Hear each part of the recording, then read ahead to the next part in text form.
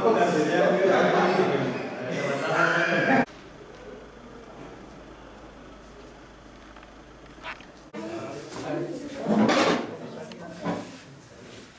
ഏവർക്കും ഏറ്റവും പ്രിയങ്കരനായ ബഹുമാനപ്പെട്ട നടകലച്ചൻ, ഹലോ ഗ്രൂപ്പിന്റെ അഡ്മിൻ അധ്യക്ഷൻ ശ്രീ ടോമി തൊണ്ണാകുഴി, അതുപോലെ നമ്മുടെ സൗഹൃദ കൂട്ടായ്മയുടെ എല്ലാ അംഗങ്ങളും സുഹൃത്തുക്കളെയും, നമ്മളിന്നിവിടെ കൂടിയിരിക്കുന്നത് ഹലോ ഫ്രണ്ട്സ് എന്ന ഈ ഗ്രൂപ്പിന്റെ ഒരു യാത്രയപ്പ് യോഗത്തിന് വേണ്ടിയിട്ടാണ്. വളരെ സജീവമായിട്ട് ഈ ഗ്രൂപ്പിലുള്ളതാണ് നമ്മുടെ അച്ഛൻ. അച്ഛനോട് പോയി കഴിഞ്ഞാലും ഈ ഗ്രൂപ്പിനകത്ത് കാണും. നമുക്ക് അതിരുകളില്ലാത്ത ആകാശം പോലെയാണ് നമ്മുടെ ഗ്രൂപ്പ്.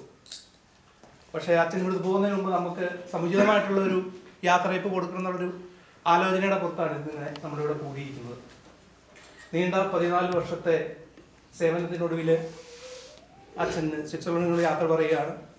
കേരളത്തിന്റെ പച്ചപ്പും കുളിരും എല്ലാം ആസ്വദിക്കാനായിട്ട് അച്ഛൻ പോകുന്നു. നമുക്ക് എല്ലാവർക്കും ആഗ്രഹമുള്ള ഒരു കാര്യം, പക്ഷെ അത്ര എളുപ്പമല്ല എന്ന് മാത്രം.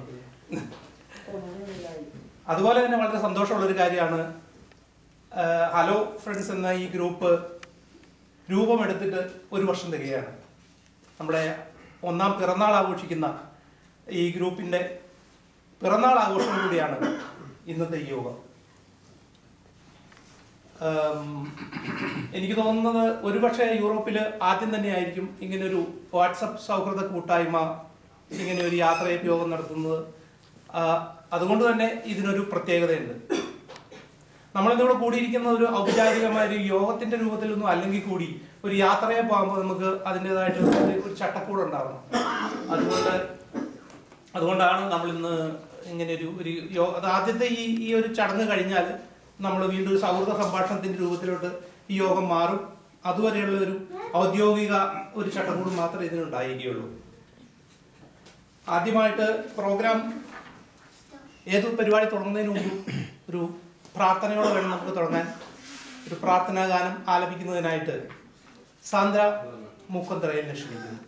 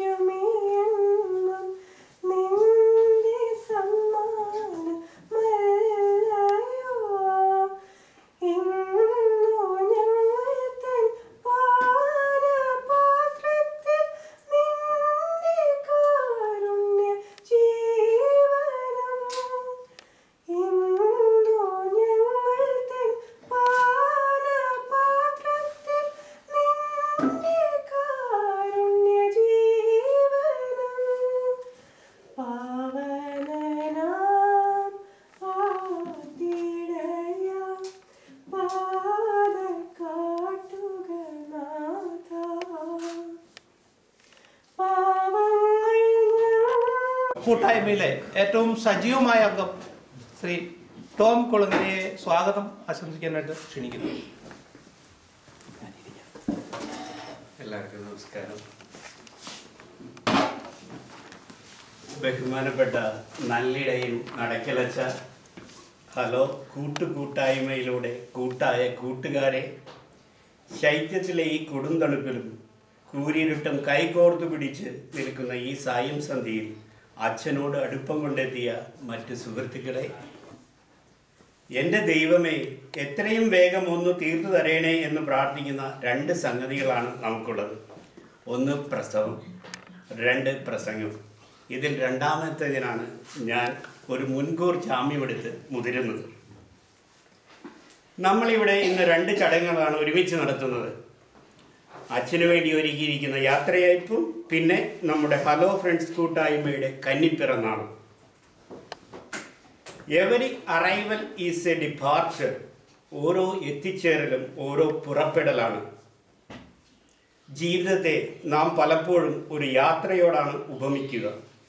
കാലത്തിൻ്റെയും സമയത്തിൻ്റെയും പാളങ്ങളിലൂടെയുള്ള ഒരു നീണ്ട യാത്ര. നമ്മുടെയൊക്കെ മനസ്സിൽ ആഴത്തിൽ സ്നേഹത്തിൻ്റെയും സൗഹൃദത്തിൻ്റെയും അമൃത് പൊഴിച്ചിട്ടാണ് അച്ഛൻ ഈ ആലയും ആടുകളെയും ഉപേക്ഷിച്ച് അത്തരത്തിലുള്ള ഒരു യാത്രയ്ക്ക് തയ്യാറെടുക്കുന്നത്. IF-ന്റെ ഒരേ ഒരു അച്ഛനായ നടക്കലച്ഛന് സർവസമ്പൽ സൗഭാഗ്യ സമൃദ്ധി സഹിതം സൽകീർത്തിയും ചിരായുസും ലോകഹിത രഞ്ജനയും ഉത്തരോത്തരം അഭിവൃദ്ധിപ്പെട്ടുകൊണ്ട് ചിരായുഷ്മാനായി സസുഖം ജീവിച്ചിരിപ്പാനും സൽകൃതിയാൽ ലോകം കീഴടക്കുവാനും സാധിക്കുമാറാകട്ടെ എന്ന ഈശ്വര പ്രാർത്ഥനയോടെ നേരുന്നു ഞങ്ങൾ ഒന്നായി. പല ദേശങ്ങളിൽ, പല ഭാവങ്ങളിൽ, പല പേരുകളിൽ, പല ശതം പേർ നൽകിയതിലും വലിയൊരു സ്വാഗതം. സ്നേഹത്തോടെ ആദരവോടെ ഞങ്ങൾ ഒന്നായി ഹൃദയപൂർവ്വം അങ്ങേക്ക് സ്വാഗതം ആശംസിക്കുന്നു.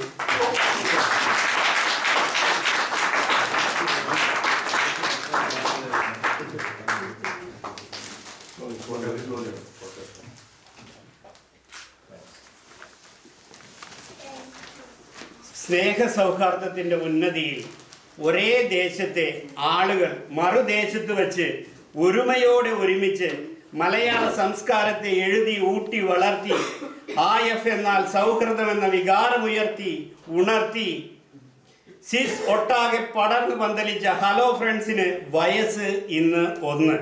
ഈ 1-ാം പിറന്നാൾ കൊണ്ടാടുന്ന വേളയിൽ അതിനു കാരണഭൂതനായ കർമ്മധീരനും ഊർജ്ജസ്വലനും അമരക്കാരനും അധ്യക്ഷനും ഞങ്ങളുടെ എല്ലാമായ അഡ്മിൻ ശ്രീ ടോമി തൊണ്ടാകുഴിക്കും ഈ അവസരത്തിൽ സന്തോഷത്തോടെ സ്വാഗതമാക്കി.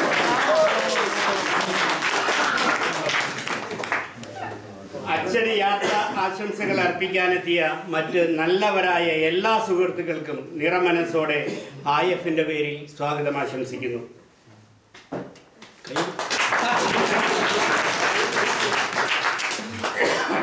ഗ്രൂപ്പിനുള്ളിൽ വിളക്കൂതി അച്ഛനാണെങ്കിലും വെളിയിൽ വെളിച്ചം വിതറുന്നൊരച്ഛൻ. ഗ്രൂപ്പിൽ നടയടയ്ക്കുന്നത് അച്ഛൻ, ഗ്രൂപ്പിൽ നട തുറക്കുന്നത് അച്ഛൻ. ഗ്രൂപ്പിൽ ഉള്ളൊരച്ഛൻ, ഗ്രൂപ്പിൽ ഇല്ലാത്തൊരച്ഛൻ, ഗ്രൂപ്പുകൾ ഇല്ലാത്തൊരച്ഛൻ. ഇതെല്ലാമാണ് ഗ്രൂപ്പിൽ നമുക്ക് നമ്മുടെ നടക്കലച്ഛൻ.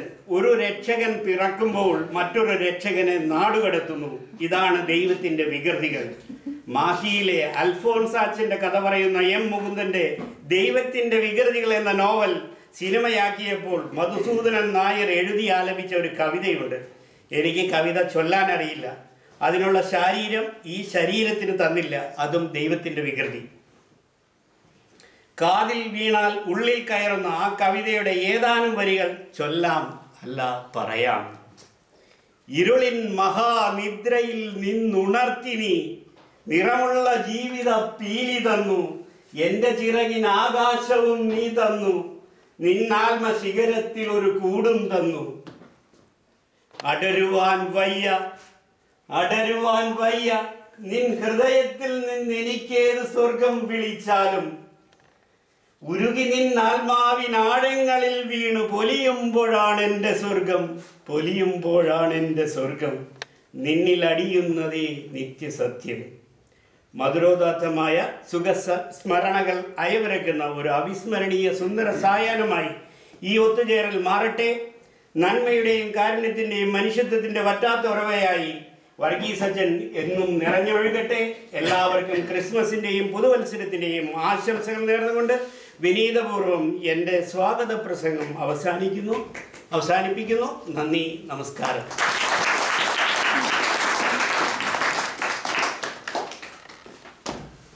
അധ്യക്ഷ പ്രസംഗത്തിനായിട്ട് നമ്മുടെ അഡ്മിൻ ഹലോ ഫ്രണ്ട്സിൻ്റെ കൂട്ടുകാരെ, മറ്റു സുഹൃത്തുക്കളെ, ഇനിയിപ്പോൾ ഞാനൊരു പ്രസംഗം പറഞ്ഞ് ഈ സാഹിത്യമൊന്നും നമ്മൾക്ക് വരാൻ ടോം വിശദമായിട്ട് കാര്യങ്ങളൊക്കെ സംസാരിച്ചു. എങ്കിലും ഒന്ന് രണ്ട് കാര്യങ്ങൾ ഞാൻ സൂചിപ്പിക്കാൻ ആഗ്രഹിക്കുന്നുണ്ട്. നമ്മൾ ഹലോ ഫ്രണ്ട്സ് എന്ന ഒരു ഗ്രൂപ്പ് നമ്മൾ ജസ്റ്റ് ഔചാരിതമായി കഴിഞ്ഞ ഒരു വർഷം മുമ്പ് നമ്മൾ തുടക്കമിട്ടതാണ്. അതിനകത്ത് വർണ്ണമോ വർഗമോ ഒന്നുമില്ല, സംഘടനാപരമോ ഗ്രൂപ്പിസോ ഒന്നുമില്ലാതെ എല്ലാ സ്വിറ്റ്സർലൻഡിലുള്ള എല്ലാ മലയാളികളെയും പരമാവധി മലയാളികളെ കൂട്ടിച്ചേർത്തുകൊണ്ട് ഒരു ഗ്രൂപ്പിന് തുറന്നു കൊടുക്കുകയാണ് ചെയ്തത്. നമ്മുടെ കുറച്ച് നേരമ്പോക്കുകളും നമ്മുടെ കുറച്ച് തമാശകളും കുറച്ച് മറ്റ് ഇൻഫർമേഷനും ഷെയർ ചെയ്യുക എന്നുള്ള ഉദ്ദേശത്തിൽ തുടങ്ങിയ ഒരു ഗ്രൂപ്പ് ഓരോ ദിവസം ചെല്ലുന്തോറും ആൾക്കാർ നമ്മളെ ഇങ്ങോട്ട് വിളിച്ചിട്ട് ഗ്രൂപ്പിനകത്ത് ചേർക്കാൻ താല്പര്യപ്പെടുന്ന ഒരു അവസ്ഥ വന്നപ്പോഴത്തേക്കും നമുക്കതിനകത്തൊരു താല്പര്യം തോന്നി. അങ്ങനെയാണത് ഇത് മുമ്പോട്ട് ഒരു വർഷക്കാലത്തോളം മുമ്പോട്ട് പോകുന്നത്. അതിനകത്ത് ആക്റ്റീവായിട്ടും പാസീവായിട്ടും നമുക്ക് ഒരുപാട് മെമ്പേഴ്സ് ഉണ്ട്. അത് എനിക്ക് ഏകദേശം ഒന്ന് അനലൈസ് ചെയ്തപ്പോൾ നമ്മൾ ഈ ചെയ്യുന്ന ചാറ്റുകൾ അല്ലെങ്കിൽ ഇൻഫർമേഷൻസ് ഇതിനകത്തുള്ള എല്ലാ മെമ്പേഴ്സും വാച്ച് ചെയ്യുന്നുണ്ട്. പക്ഷെ അതിനനുസരിച്ച് ഒരു റിപ്ലൈ എല്ലാ മെസ്സേജുകൾക്കും കൊടുക്കുന്നില്ല എന്നുള്ള ഒരു അവസ്ഥയേ ഉള്ളൂ. പക്ഷെ എല്ലാവരുടെ ഉള്ളിലും ഓരോ കാര്യങ്ങളുണ്ട്, അവരത് അതേ രീതിയിൽ പ്രകടിപ്പിക്കുന്നില്ല എന്ന് മാത്രമേ ഉള്ളൂ. പക്ഷേ ഈ കഴിഞ്ഞ ഒരു വർഷം കൊണ്ട് നമുക്ക് ഈ ഗ്രൂപ്പിനകത്ത് വാച്ച് ചെയ്യുന്നവർക്കറിയാം, നമ്മളിൽ ഉറങ്ങിക്കിടക്കുന്ന പല കഴിവുകളും, അത് മൂടിവെച്ച് പോയ പല കഴിവുകളും എഴുത്തിൻ്റെ രൂപേണ ഈ വാട്സപ്പ് ഗ്രൂപ്പിലൂടെ പുറത്ത് കൊണ്ടുവരാനായിട്ട് പല അംഗങ്ങൾക്കും അതിനകത്ത് സാധിച്ചിട്ടുണ്ട്. അത് ഒരു സന്തോഷപ്രദകരമായ ഒരു കാര്യമാണ്.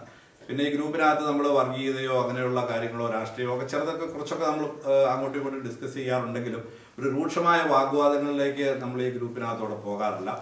ഇന്ന് നിങ്ങൾക്കറിയാം, സോഷ്യൽ മീഡിയയും വാട്സപ്പ് ഗ്രൂപ്പും ആധുനിക ലോകത്തിൻ്റെ ക്രമചക്രം തന്നെ തിരിച്ചുകൊണ്ടിരിക്കുന്ന ഒരവസ്ഥയാണ്.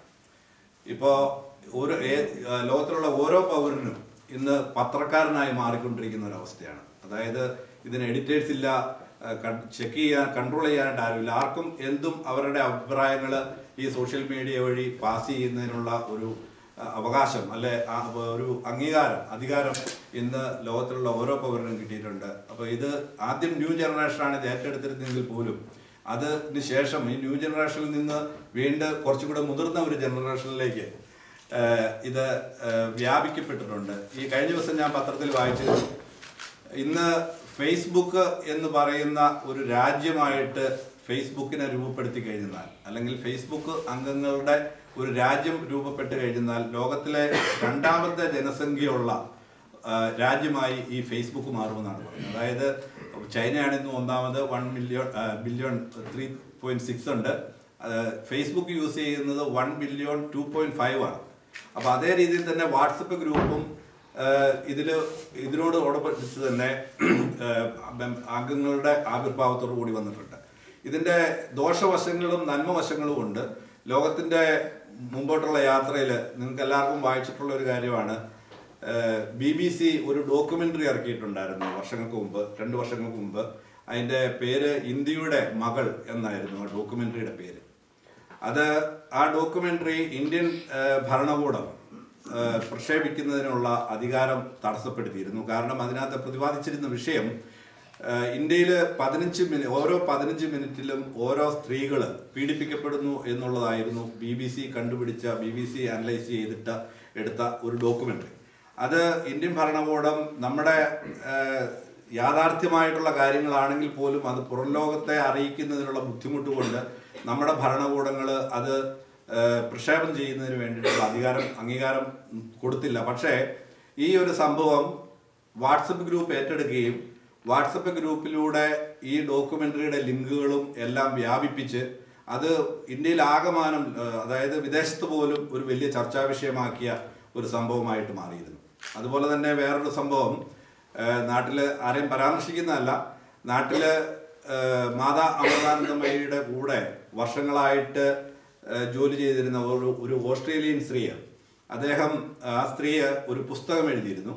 ആ പുസ്തകത്തിനകത്ത് പരാമർശിച്ചിരുന്ന കാര്യങ്ങൾ ഒന്നും തന്നെ, അല്ലെങ്കിൽ ആ ഒരു പുസ്തകത്തെ പറ്റി ഒരു മുഖ്യധാരാ പത്രങ്ങൾ, മാധ്യമങ്ങൾ, ദേശീയ മാധ്യമങ്ങളോ അല്ലെങ്കിൽ ഒരു മാധ്യമങ്ങളോ പോലും അത് ന്യൂസായിട്ട് കൊടുക്കാനായിട്ട് തയ്യാറായില്ലായിരുന്നു. കാരണം മുഖ്യധാരാ പത്രങ്ങൾ നിങ്ങൾക്കറിയാം, ഇന്ന് രാഷ്ട്രീയപരമായിട്ടും മതപരമായിട്ടും ഒക്കെ ഓരോ ചായ്വുകൾ കാണിച്ചുകൊണ്ടാണ് അവരിരിക്കുന്നത്, അവരുടെ നിലനിൽപ്പിന് വേണ്ടിയിട്ടാണ്. പക്ഷേ സോഷ്യൽ മീഡിയയിലോ അല്ലെ വാട്സപ്പ് ഗ്രൂപ്പിലോ ആക്റ്റീവായിട്ടുള്ള ആൾക്കാരെ സംബന്ധിച്ചിടത്തോളം അവർക്ക് ഫുൾ ഫ്രീഡമാണ്.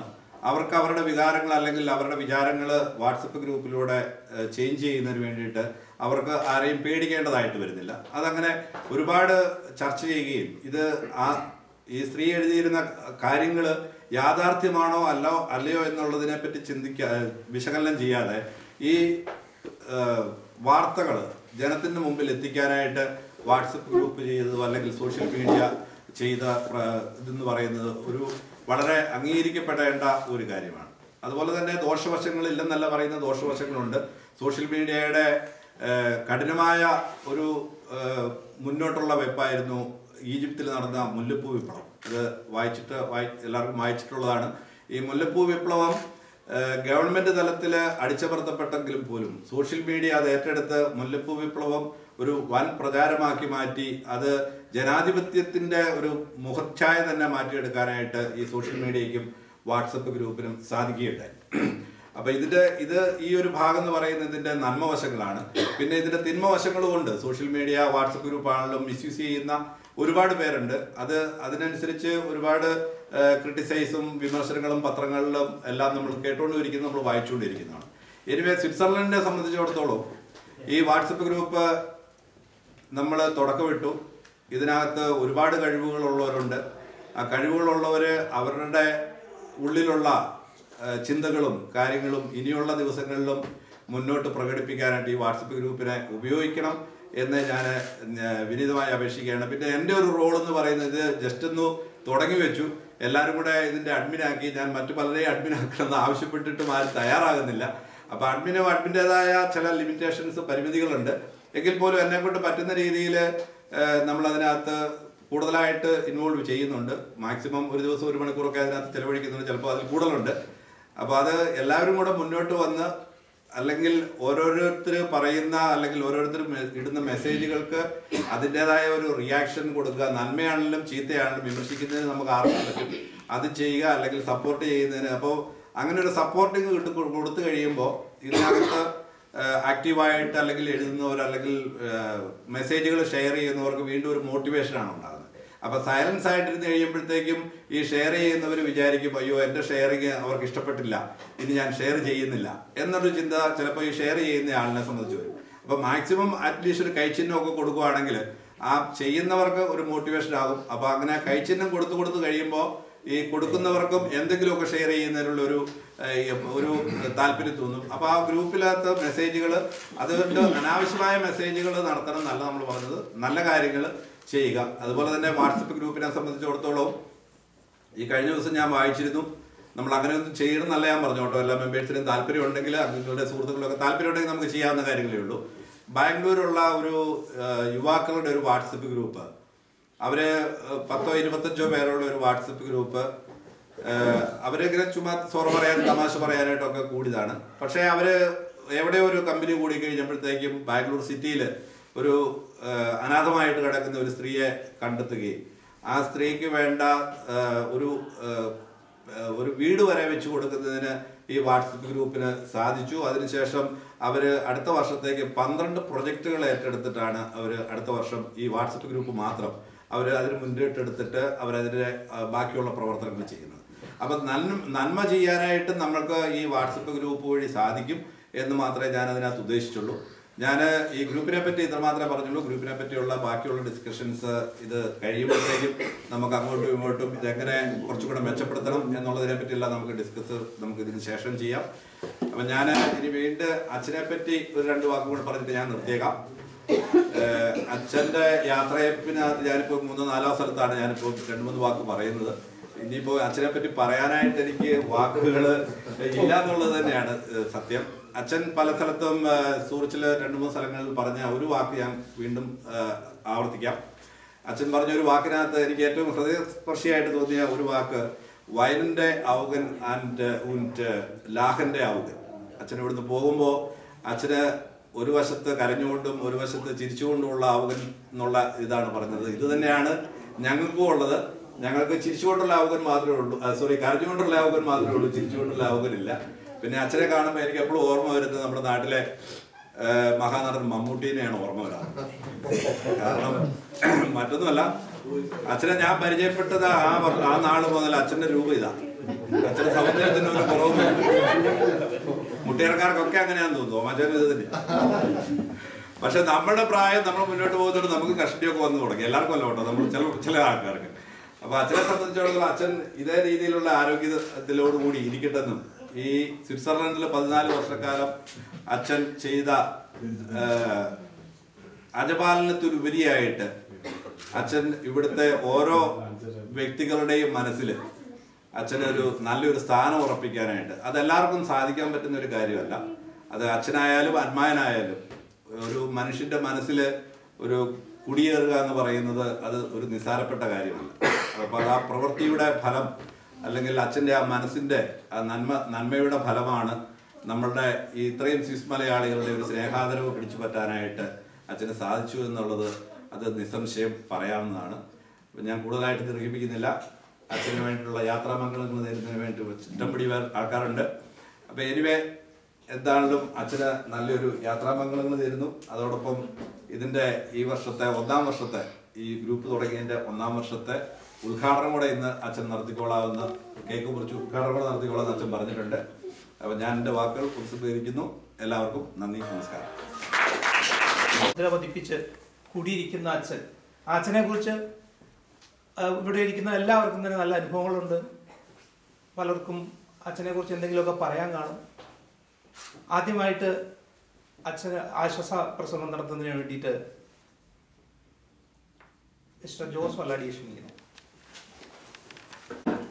പ്രിയ ടോമി, സ്നേഹം നിറഞ്ഞ സുഹൃത്തുക്കളെ, ഞാൻ ഒരു ബൈബിൾ വാചകം പറഞ്ഞുകൊണ്ട് തന്നെ, അല്ലെങ്കിൽ വായിച്ചുകൊണ്ട് തന്നെ ഞങ്ങൾ ആരംഭിക്കുകയാണ്. ഒത്തിരി ഒന്നും പറയില്ല, 2 വാചകങ്ങളെ പറയത്തുള്ളൂ. യോഹന്നാന്റെ സുവിശേഷത്തിൽ 1-ാം അധ്യായം 6 മുതൽ 8 വരെയുള്ള വാക്യങ്ങളിൽ ഇങ്ങനെ പറയുന്നു: ദൈവം അയച്ച ഒരു മനുഷ്യനുണ്ടായിരുന്നു, അയാളുടെ പേര് യോഹന്നാൻ. താൻ വഴി എല്ലാവരും വിശ്വസിക്കുന്നതിന് വെളിച്ചത്തിന് സാക്ഷ്യം വഹിക്കുവാൻ അയാൾ സാക്ഷ്യത്തിനായി വന്നു. അയാൾ വെളിച്ചമായിരുന്നില്ല, വെളിച്ചത്തിന് സാക്ഷ്യം വഹിക്കുവാൻ വന്നവനത്രേ.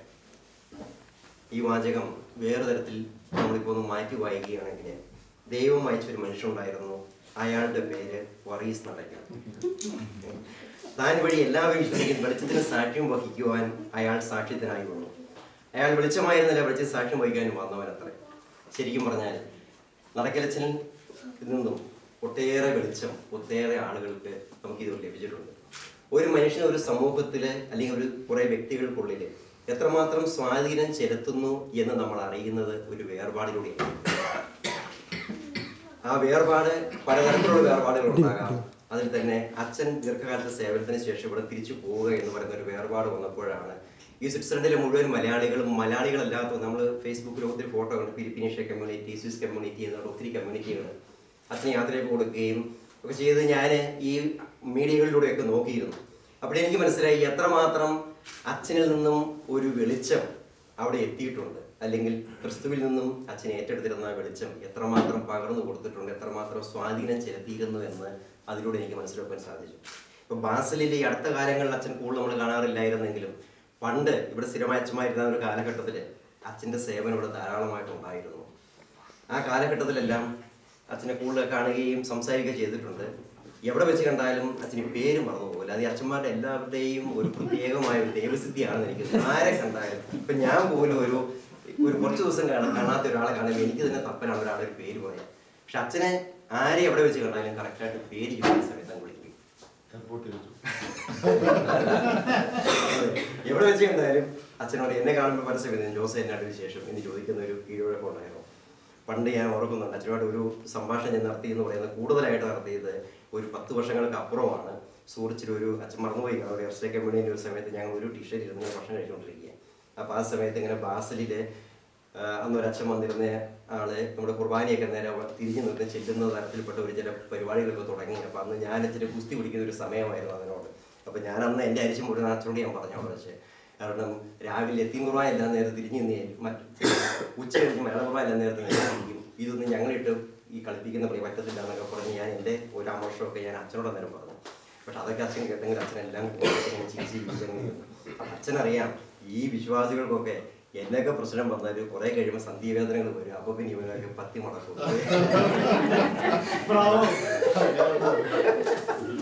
എന്നല്ലേ പറയുന്നത്? അല്ല, ഞാൻ പറഞ്ഞതിന്റെ സാങ്കേതികതയുള്ളൂ. അച്ഛൻ സാധാരണ അനാവശ്യമായ ഒരു ചർച്ചകൾക്ക് അല്ലെങ്കിൽ സഭയ്ക്കെതിരെ മതങ്ങൾക്കെതിരെയൊക്കെ വരുന്നുണ്ട്. ഇതൊക്കെ എല്ലാം വരുമ്പോഴും അച്ഛൻ അതെല്ലാം കൂളായി എല്ലാം കാണുന്നുണ്ട്. പക്ഷെ എങ്കിൽ പോലും ഒരു എതിർപ്പ് അച്ഛൻ പ്രകടിപ്പിക്കാറില്ല. കാരണം ആ ആവിഷ്കാര സ്വാതന്ത്ര്യം അവർ നടത്തുന്നത്. പക്ഷെ രാത്രിയാകും അച്ഛൻ ഒരു വളരെ മനോഹരമായ ഒരു 11 മണിക്കും 12 മണിക്കും ഇടയ്ക്ക് അച്ഛൻ ശാന്തമായിട്ട് എല്ലാവരും ഒരു നല്ല കുട്ടേനാക്ട് ദൈവവചനമോ അല്ലെങ്കിൽ നല്ലൊരു കുട്ടേനാക്ട് സംഗീതമോ മലയാളത്തിൽ എന്തെങ്കിലും വിട്ടുകൊണ്ട് ഒരു വളരെ മനോഹരമായി അത് അവസാനിപ്പിക്കും. അല്ലെങ്കിൽ രാവിലെ അല്ലെങ്കിൽ ഞായറാഴ്ചയൊക്കെ നല്ലൊരു ദിവസം ആശംസിക്കും. അപ്പൊ എല്ലാം കാണുകയും കേൾക്കുകയും ചെയ്താലും വളരെ മനോഹരമായ രീതിയിൽ ഒരു ആശംസയുടെ എല്ലാം സമാജത്തിലൂടെ കാണുകയും ചെയ്യുന്ന ആ ഒരു വലിയ കഴിവ്, അത് അച്ഛനിൽ നിന്നും എല്ലാവർക്കും സ്വീകരിക്കാവുന്ന ഒരു വലിയ ഒരു ക്വാളിറ്റിയാണ്. എന്തിനേയും ചിരിച്ചുകൊണ്ട് കാണുക, ശാന്തതയോടെ നേരിടുക, നല്ല വാക്കുകൾ 2 or 3 നല്ല വാക്കുകൾ പറയുക, പേരൊന്ന് വിളിക്കുക. അത് തന്നെയാണ് അച്ഛൻ്റെ ഏറ്റവും വലിയ ഒരു മഹത്വമായി ഞാൻ കാണുന്നത്. ഈ നല്ല ആ മഹത്വവും ആ നല്ല കാര്യങ്ങളും അച്ഛനെ തുടർന്നുള്ള ജീവിതത്തിലും എല്ലാ മേഖലയിലേക്കും ഉണ്ടാകട്ടെ. അതിനായിട്ടുള്ള എല്ലാ അനുഗ്രഹങ്ങളും കർത്താവിൻ്റെ ഭാഗത്തു നിന്ന് അച്ഛനുണ്ടാകട്ടെ എന്ന് ആത്മാർത്ഥമായി പ്രാർത്ഥിക്കുകയും ആശംസിക്കുകയും ചെയ്യുന്നു. ഇത്രയും പറഞ്ഞുകൊണ്ട് എൻ്റെ വാർത്ത ഞാൻ അവസാനിപ്പിക്കുന്നു. അതോടൊപ്പം തന്നെ ടോമിക്കും പ്രത്യേക അഭിനന്ദനങ്ങൾ. അത് ഇവിടുന്ന് പോകുന്നോണ്ടല്ല,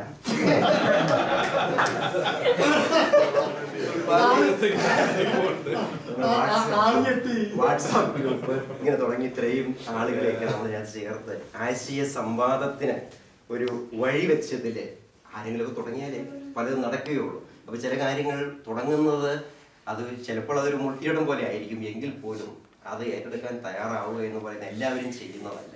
അപ്പൊ അത്രയും ചെയ്യാനായിട്ട് സന്മനസ് കാണിച്ച ടോമിയെ നമ്മൾ ആദരിക്കുകയും ബഹുമാനിക്കുകയും ചെയ്തേ പറ്റുകയുള്ളൂ.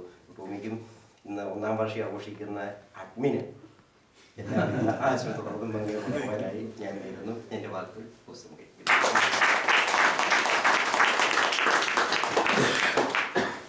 അച്ഛനുമൊത്തുള്ള അധികം സംസാരിക്കാൻ പറ്റത്തില്ല. ഒറ്റ മിനിറ്റോടെ ഞാൻ നിർത്തിക്കൊള്ളാം. 2 മിനിറ്റ്. ആദരണീയനായ യോഗാധ്യക്ഷൻ ശ്രീ ടോമി തൊണ്ടാകുഴി, ഇന്നത്തെ നമ്മുടെ വിശിഷ്ട അതിഥി ഏറ്റവും പ്രിയങ്കരനായ ഫാദർ വർഗീസ് നടക്കൽ, പ്രിയമുള്ള സ്നേഹിതരെ, സുഹൃത്തുക്കളെ, ബ്രഹ്മഹത്യ സുരാപായം സ്വയം പൂർവം ഗരാഗമ മഹാദിപാദ കന്യാഹുസം സർഗേച്ഛാഭിരസാഹം സുരവൈമനമാതാനാം പാപമായ മനമുച്ചതേ. നമ്മുടെ കർമ്മം ശരിയായ, നമ്മുടെ പ്രവൃത്തി നന്നായ, അത് നമുക്ക് ചുറ്റുമുള്ളവർക്കും ഊർജവും ഉന്മേഷവും പകരുമെന്ന് മനുസ്മൃതി പറയുന്നു. അതിൻ്റെ ഉത്തമ ദൃഷ്ടാന്തമാണ് നമുക്ക് ഏവർക്കും പ്രിയങ്കരനായ നമ്മുടെ നടക്കലച്ചൻ. നീണ്ട 14 വർഷത്തെ സുദീർഘമായ സേവനത്തിന് ശേഷം അദ്ദേഹം മറ്റൊരു കർമ്മഭൂമിയിലേക്ക് പോകുന്ന ഈ അവസരത്തിൽ അവതാരകൻ ശ്രീ ബാബു വേദാനി പറഞ്ഞ പോലെ അദ്ദേഹം പോകുന്ന ആ ഒരു വിഷമവും അതോടൊപ്പം ഹലോ ഫ്രണ്ട്സ് എന്ന വാട്സപ്പ് കൂട്ടായ്മയുടെ 1ാം പിറന്നാൾ ആഘോഷിക്കുന്ന ആ ഒരു സന്തോഷവും സമന്വയിക്കുന്ന ഈ അവസരത്തിൽ വിജയങ്ങൾ ഒന്നൊന്നായി അറിയുമ്പോൾ അകതാരിൽ അറിയാതെ വിടരേണ്ട മണമുള്ള മലരാണ് വിനയം. ആ വിനയത്തിന്റെ പ്രതീകമായ നമ്മുടെ പ്രിയപ്പെട്ട നടക്കലച്ചന് അദ്ദേഹത്തിന് നാട്ടിലേക്ക് പോകുന്ന ആ അവസരത്തിൽ അദ്ദേഹത്തിനും IF-ന്റെ 1ാം വാർഷികം ആഘോഷിക്കുന്ന എല്ലാ സുഹൃത്തുക്കൾക്കും എല്ലാവിധമായ ആശംസകളും പ്രാർത്ഥനകളും അഭിവാദ്യങ്ങളും അർപ്പിച്ചുകൊണ്ട് നിർത്തട്ടെ. നന്ദി, നമസ്കാരം.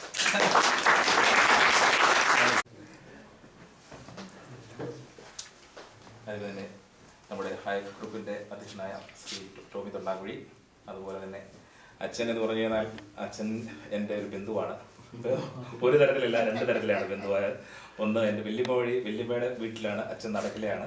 അതുപോലെ തന്നെ എൻ്റെ പേരമ്മയുടെ അനിയത്തിയുടെ മകനാണ് അച്ഛൻ. അങ്ങനെ 2 തരത്തിലുള്ള ബന്ധമാണ് എനിക്ക് അച്ഛനുമായിട്ടുള്ളത്. അപ്പം അച്ഛന് ഒരു ആശംസ പറയുക എന്ന് പറഞ്ഞു കഴിഞ്ഞാൽ ഞാൻ അച്ഛൻ എൻ്റെ നാട്ടിലേക്ക്, എൻ്റെ വീട്ടിലേക്കാണ്, അങ്ങോട്ടാണ് പോകുന്നത്. അപ്പോൾ അച്ഛൻ ആശംസ പറഞ്ഞു വിടേണ്ട ആളല്ല, ഞങ്ങളുടെ വീട്ടിലേക്ക് തന്നെ തിരിച്ചു വരികയാണ്. എന്നാലും അച്ഛൻ ഇത്രയും നാൾ ഇവിടെ സ്വിറ്റ്സർലൻഡിൽ 14 വർഷം സുദീർഘമായ സേവനം അനുഷ്ഠിക്കുകയും എല്ലാവർക്കും നന്മകളും അതുപോലെ തന്നെ നല്ല കാര്യങ്ങളും ചെയ്ത് ഇവിടുന്ന് പോകുമ്പോൾ അച്ഛൻ ഇനി മുന്നോട്ടുള്ള യാത്രയിൽ, ആ പ്രയാണത്തിൽ നല്ലത് വരട്ടെ എന്ന് ആശംസിക്കാനേ എനിക്ക് പറ്റുള്ളൂ. കൂടുതൽ ഇനി മറ്റുള്ളവർ പറഞ്ഞ പോലെ ഞാൻ പറഞ്ഞ് ദീർഘിപ്പിക്കുന്നില്ല. പറഞ്ഞ് അത്രയേ ഉള്ളൂ. Okay, sorry.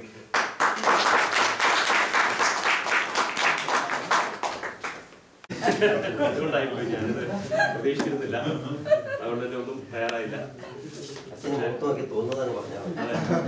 അച്ഛനെ വളരെ നാളുകളായിട്ട് ഈ ജോസ് പറഞ്ഞ പോലെ തന്നെ എനിക്ക് പരിചയമുണ്ട്. അതുപോലെ ടോമി തൊള്ളാങ്കുഴി, ഇവർ രണ്ടുപേരും ഈ സമൂഹത്തിൽ വളരെയധികം സുത്യർഹമായ സേവനം ചെയ്യുന്നവരാണ്. അതുപോലെ തന്നെ വളരെ പ്രഗത്ഭരായിട്ടുള്ള വ്യക്തികളാണ്. അച്ഛൻ്റെതായ കർമ്മപടത്തിൽ വളരെ നല്ല രീതിയിൽ അദ്ദേഹം ആധ്യാത്മികതയുടെ ഒരു മാതൃക നമുക്ക് കാണിച്ചതിനോടൊപ്പം തന്നെ സുഹൃത്ത് ബന്ധത്തിൻ്റെ ആവശ്യകതയും അതിൻ്റെ പ്രാധാന്യവും അദ്ദേഹം പല മേഖലകളിൽ, ഉദാഹരണത്തിന് തന്നെ ഹലോ ഫ്രണ്ട്സിനോട് തന്നെ, ഞാനതിൽ വലിയ ആക്റ്റീവ് മെമ്പറല്ല എങ്കിൽ പോലും അച്ഛൻ നട അടയ്ക്കുന്നതും നട തുറക്കുന്നതും ഒക്കെ ഞാൻ കാണാറുണ്ട്. വീട്ടിൽ പറയാറുണ്ട് അച്ഛൻ തുറക്കുന്നുണ്ട്, അടയ്ക്കുന്നുണ്ട് എന്നൊക്കെ പറയാറുണ്ട്. അപ്പം ഒരു വൈദികൻ ഒരു സമൂഹത്തിൽ എങ്ങനെ ഇന്റഗ്രേറ്റ് ചെയ്യണം, അല്ലെങ്കിൽ എങ്ങനെ സമൂഹമായിട്ട് ഒത്തുപോകണം എന്നുള്ളതിന്റെ ഏറ്റവും നല്ല ഉദാഹരണമാണ് അച്ഛൻ്റെ ജീവിതം കൊണ്ട് നമ്മൾ മനസ്സിലാക്കിയത്. അദ്ദേഹത്തിന് തുടർന്നുള്ള ജീവിതത്തിൽ എല്ലാ പാവങ്ങളും നേരുന്നു. അതുപോലെ തന്നെ ടോമിക്ക് ഈ 1-ാം വർഷം ഹലോ ഫ്രണ്ട്സിന്റെ 1-ാം വർഷം ആഘോഷിക്കുന്ന അഡ്മിനും അഭിനന്ദനങ്ങൾ അറിയിച്ചുകൊണ്ട് എൻ്റെ വളരെ ദിവസം ബഹുമാനപ്പെട്ട അനക്കലാച്ച, ടോമി കോണ്ടാമി, പ്രിയ സുഹൃത്തുക്കളെ, ഞാൻ ഒരു പ്രസംഗം പറഞ്ഞ് നീട്ടുന്നില്ല. 14 വർഷം മുൻപ് അച്ഛനെ കണ്ടപ്പോൾ അച്ഛനായിട്ടുള്ള മലയാള സംസാരത്തിനിടയ്ക്ക് അവിടെ ചാലായോ എന്നൊരു വാക്ക് വീണു. ഈ ഉടനെ തന്നെ ഞാൻ ചോദിച്ചു, ആ കിതർദാ എന്നൊരൊറ്റ ചോദ്യം. അപ്പോഴാണ് പുള്ളിക്ക് വിവരം മനസ്സിലായത്. അപ്പോൾ ബനാറസ് യൂണിവേഴ്സിറ്റിയിൽ നിന്ന് നല്ലൊരു ബിരുദെടുത്ത പുള്ളി, വടക്ക് നോർത്ത് ഇന്ത്യക്ക് അരച്ച് കലക്കി കുടിച്ചു വന്നിരിക്കുന്നൊരു നല്ല വിനയം, എളിമ, സൗഹാർദ്ദമായിട്ട് എപ്പോൾ കണ്ടാലും തോമസ് എന്തുണ്ട്, എനിക്ക് വളരെ താല്പര്യപ്പെട്ട് എന്നെ അനുഗ്രഹിക്കുകയും ആ അനുഗ്രഹം കൊണ്ട് ഇപ്പോൾ വളരെയധികം കാര്യങ്ങളൊക്കെ നേടിയിട്ടുണ്ട്. ഞാൻ എപ്പോൾ കണ്ടു കഴിഞ്ഞാൽ അച്ഛൻ വളരെ വിനയത്തോട്. അപ്പം ഞാൻ ചോദിച്ചു, അച്ഛൻ ഞങ്ങൾക്കൊക്കെ അല്ലേ വിനയൊക്കെ വേണ്ടേ? അപ്പോൾ അങ്ങനെ അച്ഛൻ പോകുന്നതിൽ എനിക്ക് വളരെ വിഷമമുണ്ട്. കാരണം ചുരുക്കം പറഞ്ഞാൽ വേറെ ഏതെങ്കിലും അച്ഛനാണെങ്കിൽ ഒരു അന്തർമുഖനാണ്. എന്നുവെച്ചാൽ ആൾ വളരെ ശാന്തമായിട്ട് സംസാരിക്കുന്നതും നിന്ന് മറ്റുള്ളവരുടെ പടപടപ്പൊന്നും ഈ അച്ഛനില്ല. അങ്ങനെ ഉണ്ടെങ്കിൽ ഇപ്പൊ തന്നെ ഒരു തൊപ്പി കയറി കഴിഞ്ഞു, ഒരു കിരീടം, ഒരു ബിഷപ്പിന്റെ പദവി അലങ്കരിച്ചു കഴിഞ്ഞു. പക്ഷെ പുള്ളി ഒരു അന്തർമുഖനാണ് എന്ന് വെച്ച് കഴിഞ്ഞാൽ വളരെ ശാന്തൻ. അതുകൊണ്ട് എനിക്ക് വളരെ താല്പര്യമുണ്ട് അച്ഛൻ്റെ കാര്യത്തിൽ. അച്ഛന് ഇനിയും അതിന് ചാൻസ് ഉണ്ട്, അതിന് ചാൻസ് ഉണ്ട്. അപ്പൊ ഒരു ബിഷപ്പായി കാണാൻ ഞാൻ ആഗ്രഹിക്കുന്നു. എല്ലാവരെയും ഉപരി ഞാൻ ആഗ്രഹിക്കുന്നു, ഞാൻ അതിനു വേണ്ടി പ്രാർത്ഥിക്കുന്നു. അതുപോലെ തോണ്ടാങ്കുടി അതെ ഒരു വില്ലാതി വില്ലത.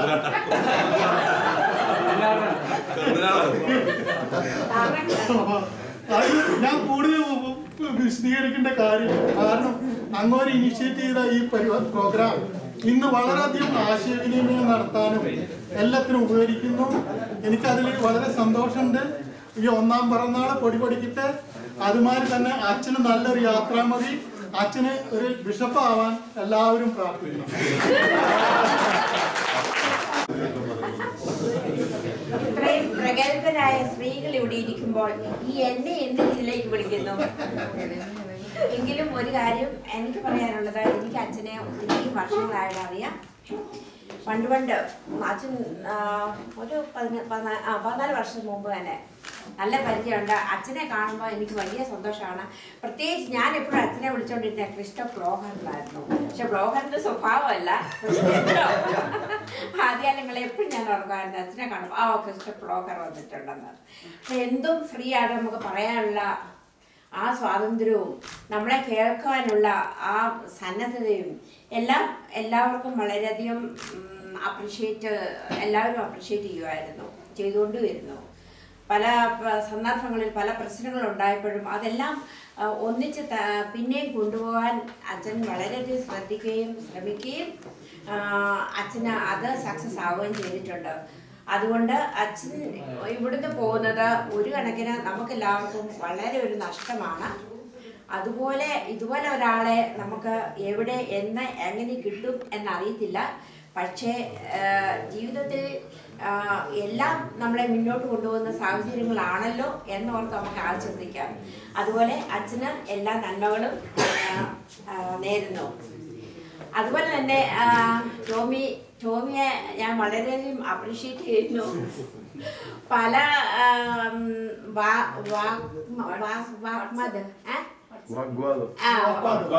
നടക്കുന്ന അവസരങ്ങളിലെല്ലാം ഒന്ന് മുന്നോട്ട് കൊണ്ടുപോകാൻ ടോമിക്ക് എപ്പോഴും സാധിച്ചിട്ടുണ്ട്. എല്ലാവരെയും ഒന്നിച്ചുകൊണ്ട് പോകാൻ സാധിക്കുന്നു. അതുകൊണ്ട് ടോമിക്ക് ഈ 1-ാം വർഷം ആഘോഷിക്കുന്ന സമയം നമുക്ക് എല്ലാവർക്കും എല്ലാ നന്മകളും ആശംസിച്ചുകൊണ്ട് ഞാൻ നിർത്തുന്നു. ഞാനായിട്ട് ഒരു അവസരം തന്നതിന് വളരെ നന്ദി. അച്ഛനായിട്ടുള്ള പരിചയം എന്ന് പറഞ്ഞു കഴിഞ്ഞാൽ 10-13 വർഷത്തെ പരിചയമാണ്. ബി ഫ്രണ്ട്സിന്റെ കാലഘട്ടങ്ങൾ തുടങ്ങിയിട്ടുള്ള ഒരു പരിചയമാണ്. അച്ഛനെ എനിക്ക് തോന്നിയിട്ടുള്ള അച്ഛനെ വ്യത്യസ്തനാക്കുന്ന ഘടകം എന്ന് പറയുന്നത് നമുക്ക് ഭയങ്കര അപ്രോച്ചബിൾ ആയിട്ടുള്ള മനുഷ്യനാണ്. നമുക്ക് മറ്റുള്ള അച്ഛനെ ഞങ്ങൾ സംസാരിക്കുന്ന സമയത്ത് അച്ഛനല്ല, വെറും ഫ്രണ്ടാണ്. നമുക്ക് എന്തും പറയാം, അതിനുള്ള ഉപദേശങ്ങൾ തരും, അല്ലെങ്കിൽ ഇതിൽ സഹകരിച്ച് എന്ത് തമാശയും പറയാം, ഏത് ഗെയിമിലും കൂടും. അങ്ങനെ എന്തും കൂടുന്ന അച്ഛൻ തന്നെ ആളുടെ പ്രൊഫഷണലിലേക്ക് കിടക്കുമ്പോൾ ആള് വളരെ പ്രൊഫഷണലിസം കാണിക്കുന്ന, അല്ലെങ്കിൽ അച്ഛൻ എന്നുള്ള നിലയ്ക്ക് വളരെ ആ ഡ്യൂട്ടി വളരെ നന്നായിട്ട് ചെയ്യുന്ന ഒരാളാണ്. അതുകൊണ്ട് തന്നെ രണ്ട് രീതിയിലും ഞങ്ങളെല്ലാവർക്കും വളരെ അക്സെപ്റ്റബിൾ ആയിട്ടുള്ള സുഹൃത്തുക്കൾ എല്ലാവർക്കും തന്നെ. അതുകൊണ്ടാണ് ഇത്രയധികം പേര് ഇന്നിവിടെ കൂടിയിരിക്കുന്നത്. അതുകൊണ്ട് തന്നെ അച്ഛനോട് ആത്മാർത്ഥമായിട്ട് തന്നെ, കാരണം പേഴ്സണലായിട്ട് അറിയാവുന്ന ആളാണ്. എന്ന് ഏത് കാര്യത്തിന് വിളിച്ചാലും എത്ര തിരക്കാണെങ്കിലും ആളുടെ വണ്ടിയിൽ പറപ്പിച്ചു വരുന്ന ഒരാളാണ്. ആള് 1 മണിക്കൂർ കൊണ്ടൊക്കെ വെണ്ടത്തൂരിൽ നിന്ന് വാസലിലേക്ക് ഒന്ന് പറയും. അത് അറിയാവുന്ന എല്ലാവർക്കും അറിയാവുന്ന കാര്യമാണ്. അച്ഛന് ആത്മാർത്ഥമായിട്ട് വിടവരയിലല്ല, അച്ഛൻ വാട്സപ്പിൽ ഇന്റർനെറ്റിലോടത്തോളം കാലം നമുക്ക് വീണ്ടും ഈ വാട്സപ്പ് ഗ്രൂപ്പിൽ അച്ഛൻ സജീവമായിരിക്കും എന്ന് ഞങ്ങൾക്കറിയാം. എല്ലാവിധ ഭാവങ്ങളും നേരുന്നു. അതോടൊപ്പം ടോമി ഇങ്ങനൊരു, കാരണം ഈ ഗ്രൂപ്പ് കുറെ പേര് കൊഴിയണ കാണാം ഇടയ്ക്കിടയ്ക്ക്. പക്ഷെ അവരൊക്കെ വീണ്ടും തിരിച്ചു കൊണ്ടുവരാനും ഈ ഗ്രൂപ്പ് ഇങ്ങനെ നിലനിർത്തി ഇത്രയധികം പേര്, എനിക്ക് 175 പേര്, എത്ര പേരുണ്ട്? 175 മെമ്പേഴ്സുകളുള്ള ഒരു വാട്സപ്പ് ഗ്രൂപ്പ് ഈ സ്വിറ്റ്സർലൻഡിൽ വേറെ ഇല്ല. ഇതിങ്ങനെ നിലനിർത്തി കൊണ്ടുപോകാനും സജീവമായ ചർച്ചകൾ ഇതിനിടയ്ക്ക് വരുന്നുണ്ട്. ചിലപ്പോൾ നമുക്ക് കുറച്ച് ലെങ്ത് കൂടി പോകാറുണ്ട്, അതുകൊണ്ട് കുറച്ച് പേർക്ക് ബോറടിക്കാറുണ്ട്. എന്നിരുന്നാലും ഇതെല്ലാതും കൂടി ഇതിൻ്റെ ഭാഗമാണ്, നമ്മുടെ ജീവിതത്തിൻ്റെ ഭാഗമാണ്. എല്ലാവരും സഹകരിക്കുന്ന എല്ലാവർക്കും നന്ദി പറയുന്നു. ഈ ഗ്രൂപ്പ് ഇങ്ങനെ നന്നായിട്ട് നിന്ന് പോട്ടെ, ഇതുപോലുള്ള എന്തെങ്കിലും ഫംഗ്ഷൻസ് ഒക്കെ വരട്ടെ, നല്ല രീതിയിൽ പറഞ്ഞ പോലെ നല്ല നല്ല കാര്യങ്ങൾ ചെയ്യാനുള്ള ഒരു പ്രചോദനവും ഒക്കെ ഉണ്ടാവട്ടെ. ഇതിൽ വളരെ ആക്റ്റീവായിട്ടുള്ള കുറേ മെമ്പേഴ്സിൻ്റെ പേര് പ്രത്യേകിച്ച് പറയുകയാണെങ്കിൽ ടോം, തങ്കച്ചൻ, രാത്രി ആവണ വരെ ഇവരെ നല്ല ആക്റ്റീവാണ്. നടക്കലച്ചന്റെ ക്ലോസിംഗ് ഇതോടുകൂടിയിട്ട് ഞങ്ങൾ വളരെ സന്തോഷത്തോടെയാണ് അവസാനിപ്പിക്കുന്നത്. എല്ലാവിധ ഭാവങ്ങളും ഒന്നുകൂടി നേരിടുന്നതിൻ്റെ ഇതുവരെയുള്ള ബന്ധങ്ങളെ കുറിച്ച് കഴിഞ്ഞിട്ട് രണ്ടുപേർക്ക് പറഞ്ഞില്ലെങ്കിൽ അത് ശരിയല്ല എന്ന് തോന്നുന്നതാണ്. ഇപ്പം ആദ്യം ബാബു കൊണ്ട് പറഞ്ഞൊരു കാര്യമുണ്ട്. കാരണം നമ്മുടെ എല്ലാം മനസ്സിൽ നല്ലൊരു സ്ഥാനം നേടിയെടുത്ത വേറൊരു അച്ഛൻ എൻ്റെ അനുഭവത്തിൽ വേറെ ആരുമില്ല. എൻ്റെ സ്വന്തം അനുഭവമാണ് ഞാൻ പറയുന്നത്. വേറെ ആർക്കും ഇത്രയും മനസ്സിലൊരു സ്ഥാനം ഞാൻ ഇതുവരെ കൊടുത്തിട്ടില്ല. കാരണം അതുപോലെ തന്നെ അച്ഛൻ്റെ വിനയത്തെ പറ്റി ആളുകൾ പറഞ്ഞു, ഇതെല്ലാം ഉണ്ട്. പക്ഷെ എനിക്ക് അതിൻ്റെ അനുഭവമുണ്ട്. അനുഭവം എന്ന് പറഞ്ഞു കഴിഞ്ഞാൽ അച്ഛനെ ഓർക്കുന്നുണ്ടോന്ന് അറിയത്തില്ല. ഒരു ദിവസം അച്ഛൻ എനിക്ക് നല്ല ഉപ്പുമാവും പയറുകറിയൊക്കെ കൈ തന്നു ഓർക്കുന്നുണ്ടോ. ഞാനൊരു ദിവസം അച്ഛനെ വിസിറ്റ് ചെയ്യാൻ ചെന്നതാണ്. അപ്പം അച്ഛൻ പറഞ്ഞു നമുക്ക് എന്തെങ്കിലും കഴിക്കാമെന്ന് പറഞ്ഞു കഴിഞ്ഞിട്ട് അച്ഛൻ എനിക്ക് രാജേഷ് ഉണ്ടായിരുന്നു, അച്ഛൻ ഓർക്കുന്നുണ്ട്. അന്ന് അച്ഛൻ നല്ല അടിപൊളി ഉപ്പുമാവ് ഇത്രയും നന്നായിട്ട് കുക്ക് ചെയ്യുന്നത്, അത്രയും ടേസ്റ്റി ആയിട്ടുള്ള പയറുകറി ഞാൻ എൻ്റെ ജീവിതത്തിൽ ആദ്യമായിട്ട് കഴിക്കും. അത്രയ്ക്ക് അടിപൊളിയായിട്ട് കൈപ്പുണ്യുള്ള അച്ഛനാണ് അച്ഛൻ. അവര് രണ്ടാമത്തെ കാര്യം അതെന്ന് പറഞ്ഞാൽ ഞങ്ങൾ ഏകദേശം 1.5 മണിക്കൂർ ഇരുന്ന് സംസാരിച്ചുകൊണ്ടിരുന്നു. കാരണം അച്ഛൻ്റെ അറിവ്, ഒത്തിരി ബുക്സ് വായിക്കുകയും ഒത്തിരി അറിവുള്ള ഒരാളെ എനിക്ക് അതൊക്കെയാണ് അച്ഛനെ മറ്റുള്ളവരുടെ മനസ്സിൽ അല്ലെങ്കിൽ ഒരു സ്ഥാനം ഉണ്ടാക്കി തരുന്ന ഘടകങ്ങൾ. അതുപോലെ തന്നെ പിന്നെ എനിക്ക് വേറൊരു അഹങ്കാരമുണ്ട്. അച്ഛനെ ഒരു സമയത്ത് എനിക്ക് തോപ്പിക്കാൻ പറ്റിയിട്ടുണ്ട്. 56 സംഭവം ഇതൊന്നും തന്നെ. അതൊന്നും തന്നെ ഒരു ദിവസം ഞാനും അച്ഛനും കൂടെ എയർപോർട്ടിൽ ആര് സ്വീകരിക്കാനാ നിന്നേന്നുള്ളവരും ഞാൻ മറന്നുപോയി. അപ്പൊ ഒരു ഫാമിലി വരുന്നുണ്ട്, അതിന്റെ കൂട്ടത്തിൽ ഒരു അമ്മച്ചിയുണ്ട്. അപ്പൊ അമ്മച്ചിയോട് ഞാനും അച്ഛൻ്റെ അടുത്ത് പോയി ഇങ്ങനെ പറ്റിച്ചേർന്ന് നിൽക്കുകയാണ്. അപ്പൊ ആര് പറഞ്ഞു ഇതാ നിൽക്കുന്ന ഒരു അച്ഛനാന്ന് പറഞ്ഞു. അപ്പൊ ഈ അമ്മച്ചി എന്റെ അടുത്ത് വന്നിട്ട് പറഞ്ഞു ഈശോ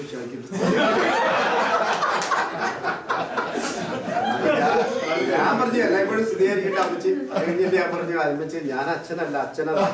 അപ്പൊ അമ്മച്ചി സമ്മതിക്കില്ല. എന്നോട് പറയാണ് അച്ഛനാന്ന് എനിക്ക്. അതെനിക്കൊരു അഹങ്കാരമുണ്ട്. കാരണം അച്ഛനെ തോന്നിക്കാൻ പറ്റില്ല. അങ്ങനെ എനിക്ക് കുറെ നല്ല അനുഭവങ്ങളുണ്ട് അച്ഛനുമായിട്ട്. എന്നും എന്റെ മനസ്സിൽ ഞാൻ പേഴ്സണലായിട്ടാണ് പറയുന്നത്, എന്റെ മനസ്സിൽ എപ്പോഴും അച്ഛനൊരു പ്രത്യേക സ്ഥാനം ഉണ്ടാവും. ഇനിയിപ്പോ അച്ഛൻ നാട്ടിൽ പോയി കഴിഞ്ഞു കഴിഞ്ഞാലും ഞാൻ അവിടെ വന്ന് അച്ഛനെ കാണുന്നതായിരിക്കും. പിന്നെ ടോമിയെ പറ്റി പറയുകയാണെങ്കിൽ ഇത്രയും നല്ലൊരു വാട്സപ്പ് ഗ്രൂപ്പ് ഉണ്ടാക്കുകയും പൂർത്തി പറയുന്നതല്ല, ഇത്രയും പുള്ളി എല്ലാം പറയും പുള്ളി പൂർത്തി പറയുന്നത് കേൾക്കാൻ ഇഷ്ടമാണെങ്കിലും എപ്പോഴും കേൾക്കുമ്പോൾ അല്ല. ഇത്രയും ആളുകളെ ടോമി ഞാൻ വേറെ ഒന്നുമല്ല പറയുന്നത്. ഇപ്പൊ നമ്മുടെ അച്ഛന്റെ സെന്റ് ഓഫ് ആണെങ്കിൽ പോലും ഇത്രയും ആളുകളെ ഇങ്ങനെ ഒന്നിച്ച് കൊണ്ടുവരാൻ പറ്റുന്ന വേറൊരു ഗ്രൂപ്പ് ഇന്നിവിടെ ഉണ്ടോ എന്ന് എനിക്കറിയില്ല. കാരണം ഇങ്ങനെ ഒരു വാട്സപ്പ് ഗ്രൂപ്പ് സ്വിറ്റ്സർലൻഡില് ഇത്രയും പേരെ ഒന്നിച്ചു കൂട്ടാനും ഇങ്ങനെ ഒരു പ്രോഗ്രാം ഓർഗനൈസ് ചെയ്യാനും പറ്റില്ല. തീർത്തും അഭിനന്ദനം വന്ന സുഹൃത്തുക്കളെല്ലാവരും നമ്മുടെ പല പല ഐഡിയാസ് ഷെയർ ചെയ്യാറുണ്ട്. കൊച്ചു ഒറസിലുകൾ ഇടയ്ക്ക് വരാറുണ്ട്. എങ്കിലും നല്ല രീതിയിൽ വളരെ നല്ല രീതിയിൽ പോകുന്നുണ്ട്. അതുപോലെ എല്ലാവരും പറഞ്ഞോട്ട് തന്നെ അച്ഛൻ എപ്പോഴും ആ അവസാനം നടയടയ്ക്കാനും നട തുറയ്ക്കാനും വരുന്നുണ്ട്. അതിനോടുള്ള എല്ലാ സ്നേഹവും റെസ്പെക്റ്റും അച്ഛനോട് രേഖപ്പെടുത്തുന്നു. അറിയാറില്ല എല്ലാവർക്കും. നമ്മുടെ ഗ്രൂപ്പിനകത്ത് ആക്റ്റീവായിട്ടുള്ള ഒരാളാണ്. പുള്ളി നാട്ടിലാണ്. പുള്ളി എഴുതിയിരിക്കുകയാണ്, ഈ മനസ്സ് വെമ്പുന്നു സ്നേഹക്കൂട്ടായ്മയിൽ പങ്കുപറ്റാൻ. കാഞ്ഞിരപ്പള്ളിയിൽ നിന്ന് ബാസലിലേക്ക് 35,000 കിലോമീറ്റർ അകലം. സ്നേഹിക്കുന്ന മനസ്സുകൾക്ക് ഈ ദൂരം താണ്ടാൻ നിമിഷമൊന്നും വേണ്ട.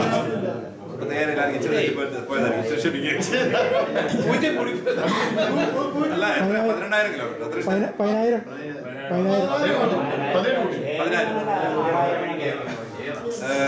സ്നേഹിക്കുന്ന മനസ്സുകൾക്ക് ഈ ദൂരം താണ്ടാൻ നിമിഷങ്ങളൊന്നും വേണ്ട. ഇതാ ഞാൻ നിങ്ങളോടൊപ്പം അച്ഛൻ്റെ യാത്രയയപ്പിലും നമ്മുടെ പ്രഥമ ദിനത്തിലും എൻ്റെ മനസ്സ് അവിടെയുണ്ട്. നിറഞ്ഞ മനസ്സോടെ പരിപൂർണ തികവോടെ നേരുന്നു സർവ്വവിധ ഭാവങ്ങളും.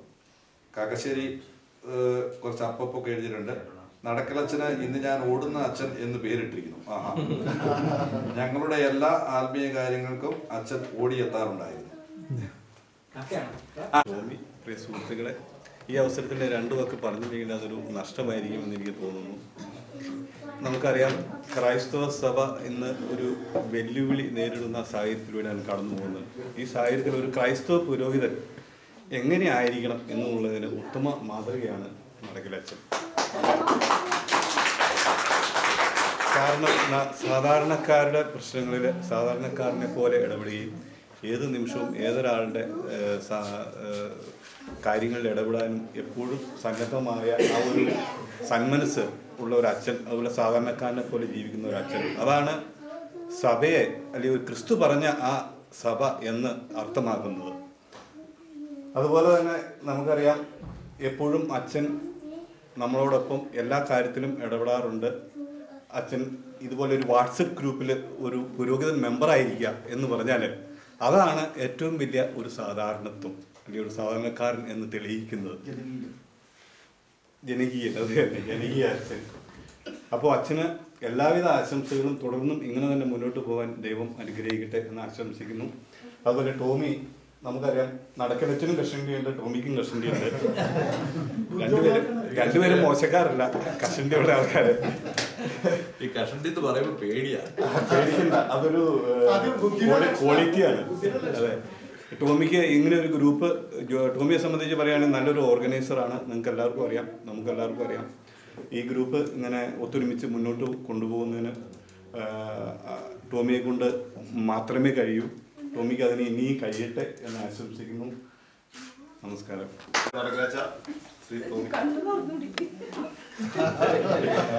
അച്ഛൻ എനിക്ക് നല്ല പരിചയമില്ല. അച്ഛൻ എന്നെയും പരിചയം അച്ഛന്റെ പേര് തന്നെ അറിയുമെന്ന് അറിയില്ല.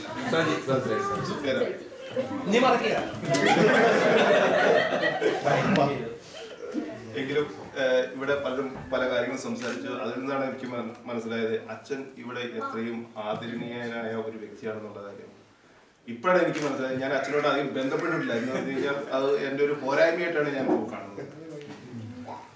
അതുകൊണ്ടൊക്കെ എല്ലാ നന്മകളും ഉണ്ടല്ലോ സ്വിസ് മലയാളികൾക്ക് അറിയാം അച്ഛൻ ഒരുപാട് കാര്യങ്ങൾ ചെയ്തിട്ടുണ്ട് എന്നാണ് ഇപ്പോൾ ഞാൻ മനസ്സിലാക്കിയത്. അതിൽ നിന്ന് ഞാൻ അച്ഛന് എല്ലാവിധ ആശംസകളും നാട്ടിലേക്ക് പോകുന്ന അച്ഛനെ ആശംസിക്കുന്നു. അതുപോലൊക്കെ ഇവിടെ 1-ാം വർഷം ആഘോഷിക്കുന്ന നമ്മുടെ വാട്സപ്പ് ഗ്രൂപ്പ്, അതിൻ്റെ നേതൃത്വം ടോമി ചേട്ടനെ കൊണ്ടേ പറ്റുള്ളൂ, അല്ലെങ്കിൽ വേറെ ആരോടും പോകാം. ഇത് എല്ലാവരെയും കൂട്ടായി കൊണ്ടുകൊടുക്കുന്ന ഈ ടോമി ചേട്ടനും എല്ലാവിധ ആശംസകളും നേരിടുന്നു. അവിടെ നിന്നു എൻ്റെ ഒരു ആഗ്രഹം നമുക്ക് എല്ലാവർക്കും കൂടെ ഒരുമിച്ച് ഇങ്ങോട്ട് പോകാമല്ലോ. എനിക്കൊരു മടി. കഴിയുമ്പോൾ എല്ലാവരും കൂടി എന്ത് ചെയ്ത് എല്ലാ അവസരങ്ങളും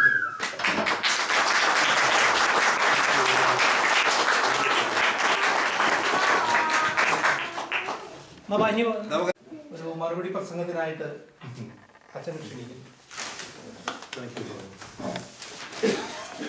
പ്രിയ ടോമി, ബാബു, സ്വാഗതം പറഞ്ഞ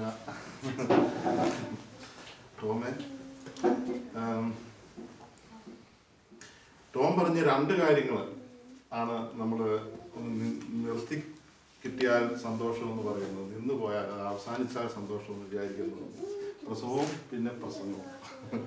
അപ്പൊ ഞാന് ഒരുപാട് നീട്ടിയ ഒരു പ്രസംഗമൊക്കെ പറഞ്ഞാൽ നിങ്ങൾ ചിന്തിക്കാൻ തുടങ്ങുന്നത് നിർത്തിവെച്ചാൽ മതി എന്ന് വിചാരിക്കും എന്ന ഒരു ധാരണയിൽ ഞാൻ അധികം നീട്ടുന്നില്ല. പിന്നെ 2 പ്രധാനപ്പെട്ട കാര്യങ്ങളാണ് ഇവിടെ നടക്കുന്നത്. ഇപ്പം എൻ്റെ കാര്യം തന്നെ പറയുകയാണെങ്കിൽ